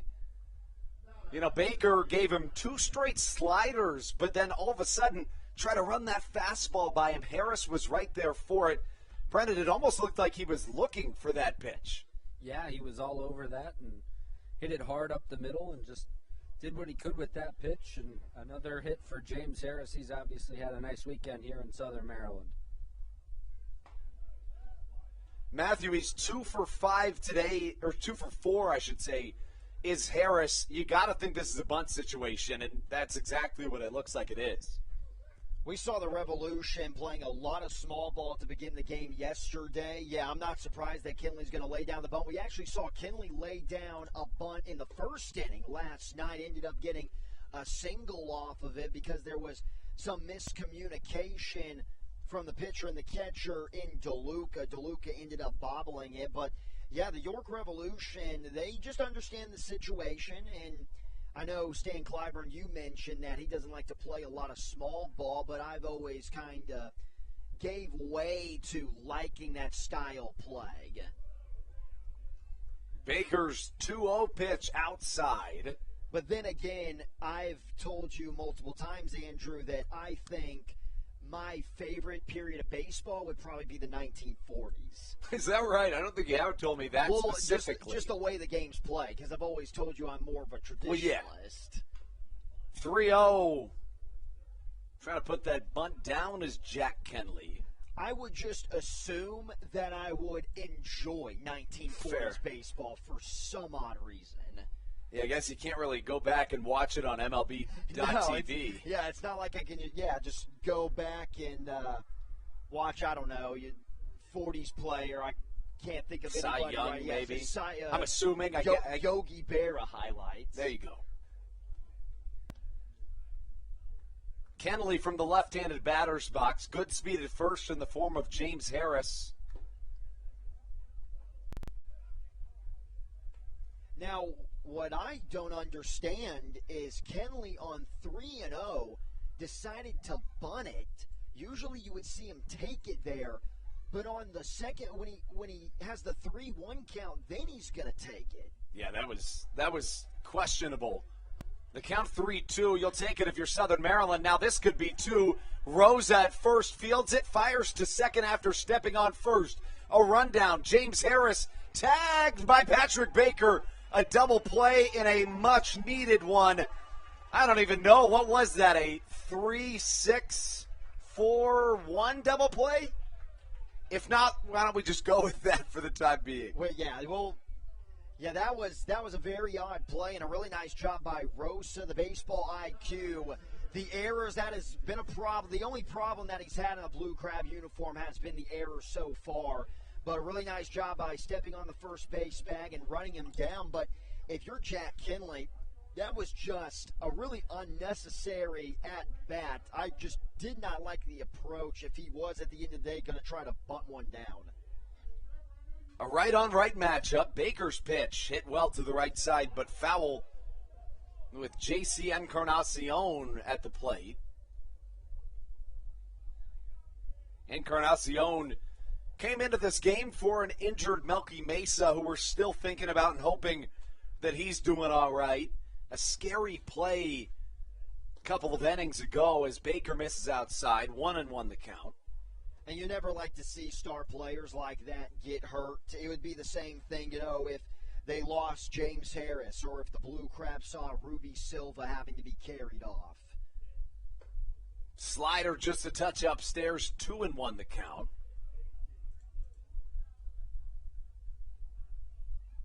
Encarnacion, one of the younger players in the Atlantic League. 23 years old, but he's played an affiliated ball. Fastball downstairs. It's a called strike. 2-2 the count.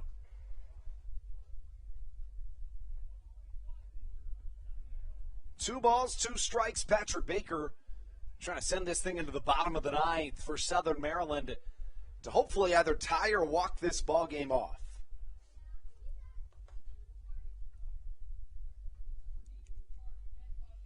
Baker's 2-2 inbound. Chopper up the middle. That's going to be a tough play. Can't be made. So the second single allowed in this inning from Patrick Baker will bring up Nelly Rodriguez, who has had his fair share of struggles today. That was kind of a dangerous turnaround first base there from Encarnacion. He got about midways in between the first base and second base bag, but I think it's because Collier had a little bit of a bobble out there in center field, but still it's not like it got, 10 feet away from him. So if Collier got that in a little bit quicker, I think they might have had an interesting back pick on Encarnacion over there at first. Here's Nelly Rodriguez facing Patrick Baker. 0 for 4 today with 4 strikeouts, but that's how you turn it around a day like that. Off the Holiday Inn Express sign, well played in center by Zach Collier to keep that at a single. Encarnacion gets to third, but to be honest with you guys, if the ball's going to be hit right there, that is unquestionably the best case scenario. Yeah, off the fence, you can play it off the carom, off the wall, and hold the runners at the corners at least. So, all things considered, not the worst situation. That brings up Carlos Franco. Franco 0 for 4 this evening. A strikeout his last time up was the second of 5 consecutive Andres Briseño strikeouts. Briseño pitched 2 innings, no hits, 5 strikeouts, no walks, 6 up, 6 down for the right-hander. Here's Carlos Franco with runners on the corners. 2 away and a 1-run Revs lead as a slider misses upstairs. That double by Rodriguez, I think that's the first time that you're ever going to thank a guy for hitting it so hard, because if he doesn't hit it that hard, then Encarnacion is probably scoring from first base. Yeah, I would completely agree. Baker's 1-0, yet another slider. You know, we generally see him throw a ton of fastballs. He's been mixing it up a lot today. Well, you have to do that, especially when you're facing a team. Like I said, Baker faced this ball club 2 nights ago, so they've already seen the hitter. Give them something that they haven't seen, and that's obviously the slider here. Yeah, and you compound that with the fact that the Revs are just simply a fastball hitting team. They like hitting the fastball, so you really have to mix it up as the count drops into favor of Patrick Baker, a ball and 2 strikes. And you mentioned that. What did Briseño do out of the bullpen? We were shocked that we weren't seeing that 95-mile-per-hour fastball. It was a bunch of sliders and changeups, yet it was very effective. Yeah, when you see a team as many times as these two have seen each other this year, you get that scouting report as Carlos Franco sends one over the mini-monster in left field, and that's a 3-run home run. That's going to make things not quite as tight. Now the Revs doubling up the Blue Crabs at 8-4 here in the top of the 9th. So Nelly Rodriguez was 0 for 4. He extended this inning with a single, and then Carlos Franco with a 3-run home run. I mean, you look back after that Jack Kenley double play, you had nobody on and 2 away, but now all of a sudden an 8-4 Revolution lead.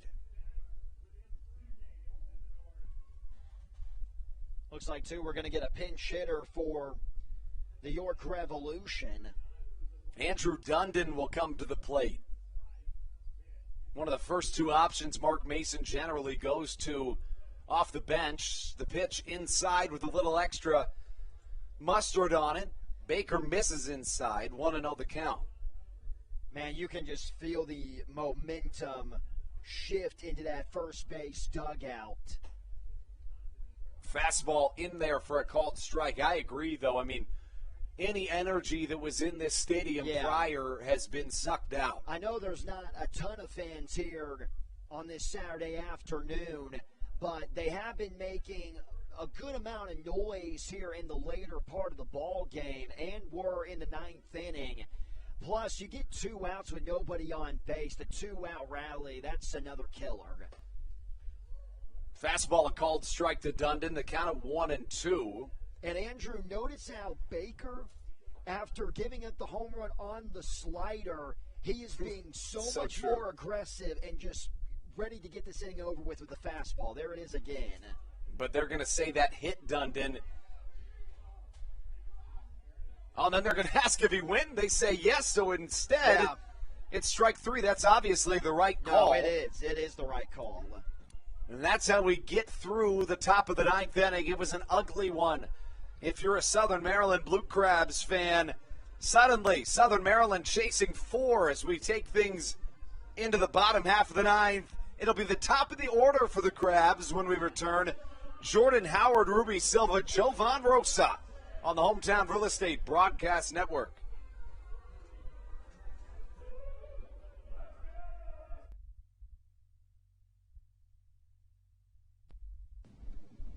This is Patrick Baker, and you're listening to the Hometown Real Estate Broadcast Network. American Radiology is the clear choice for all of your medical imaging needs. With locations in Charles and Calvert counties, they offer a full range of imaging services. Some of their latest innovations included 3D mammography and wide-open MRIs for our claustrophobic patients. For your convenience, they even offer extended weekday hours and Saturdays. For more information or to schedule an appointment, visit their website at AmericanRadiology.com. The Charles County Department of Health encourages you to get the COVID-19 vaccination today. You can get it all over Southern Maryland or no matter where you are across the United States. Vaccinations are offered right here at Regency Furniture Stadium with no appointment needed. Charles County Department of Health and the Southern Maryland Blue Crabs urge you to take one for the team and get the vaccine. Well, you got to think, heading into this bottom of the 9th, Jim Fuller was already warm. He's their closer. There's no question about that. So Mark Mason, with him already warm, is just going to turn to the reigning closer of the year in the Atlantic League. That always makes for an interesting matchup with he and Latos. Latos, the reigning reliever of the league in the Atlantic League. Jordan Howard from the right side, the switch hitter, facing Jim Fuller. Fastball swung on and missed from Jordan Howard to get things started in the bottom of the ninth. Well, if you're going to make a comeback, you got the right guys to do it, starting with Howard, the leadoff man. He's been swinging a good bat, and Ruby Silva, he just seems like he's due, especially in this one. 0-1 from Jim Fuller, misses outside, a ball and a strike the count. And Howard, if you remember, if you were with us on the broadcast in the first inning, we saw him get a little aggressive and picked off at second base. That first swing, it looked like he was trying to go for the downs, trying to limit that here in the ninth. Howard hits one high in the sky. Playable if it stays in play. Back is Tyler Hill making a catch for out number one.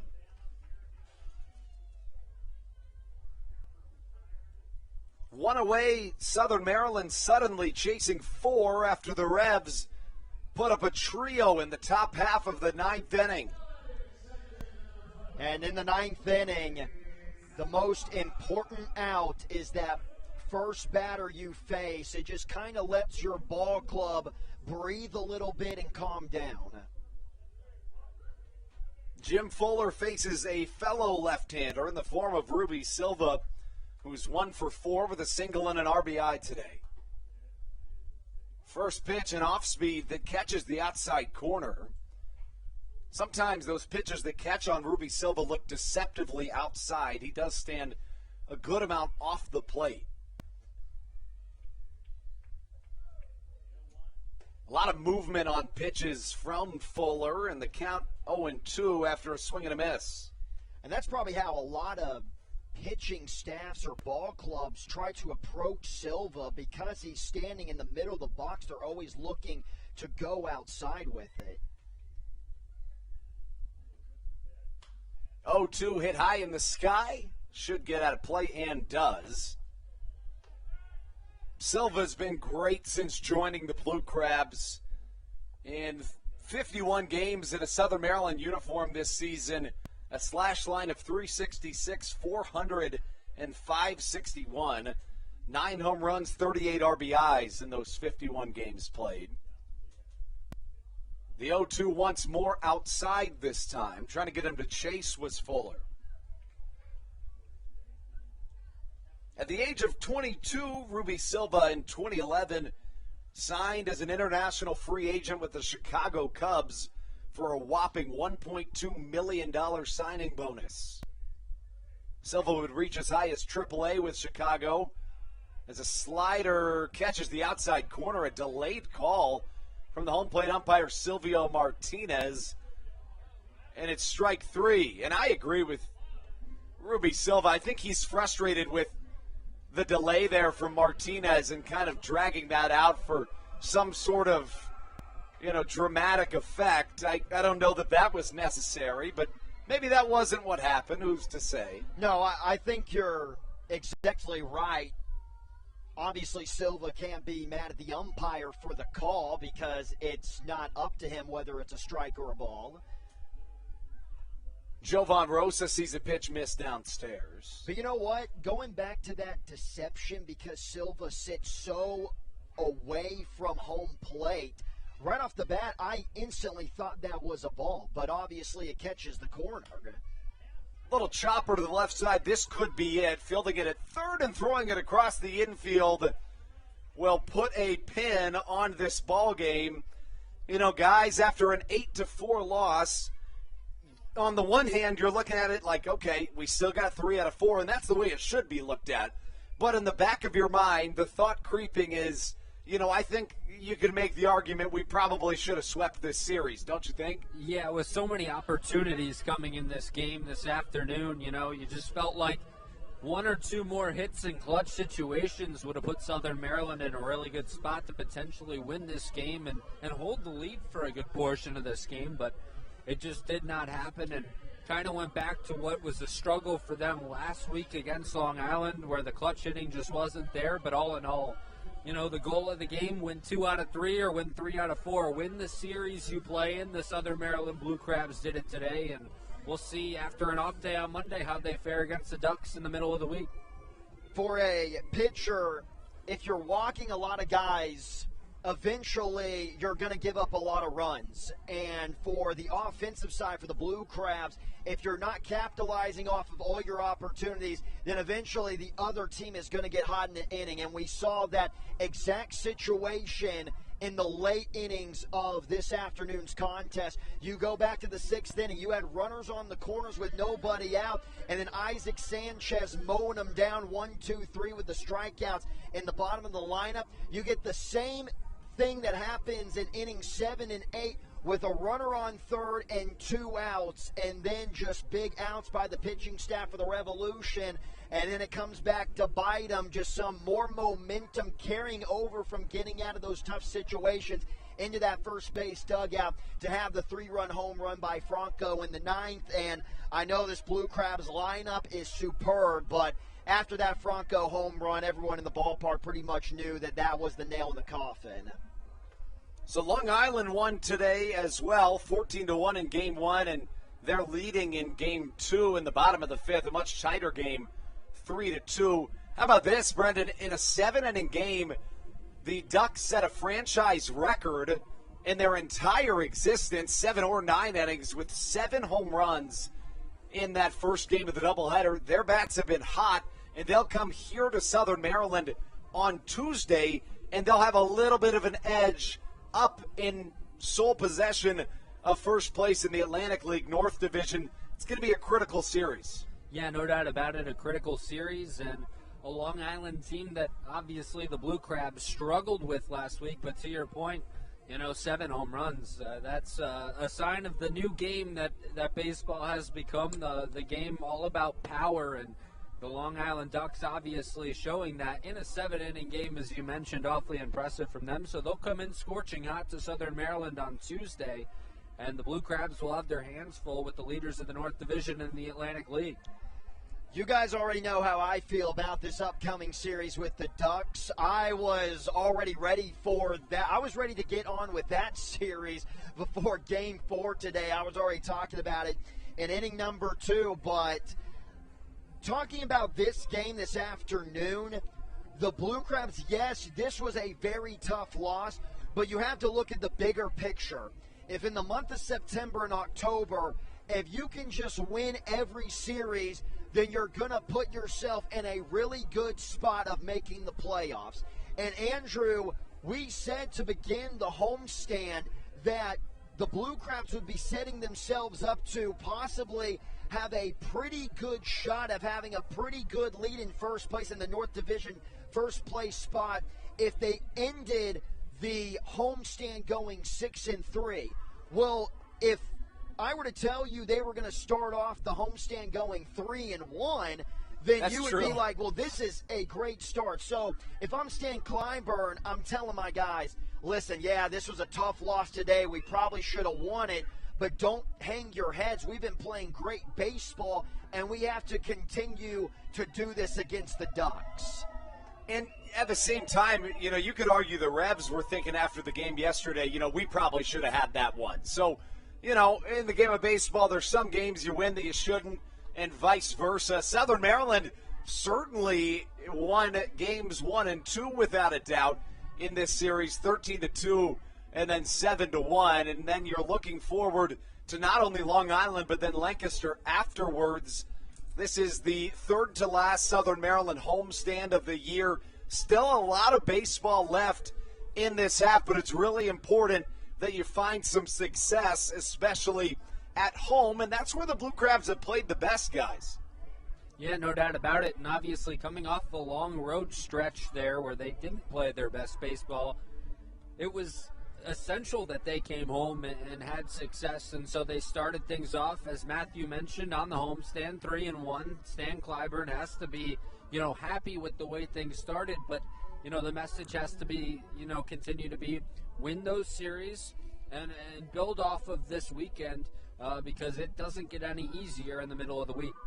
And actually, the 9-game homestand, it's actually 10 because of the doubleheader. So for them to have a successful homestand, I would say you'd have to go 7-3, maybe 6-4, but that's just assuming that everybody else in the North Division is just going to play 500 baseball.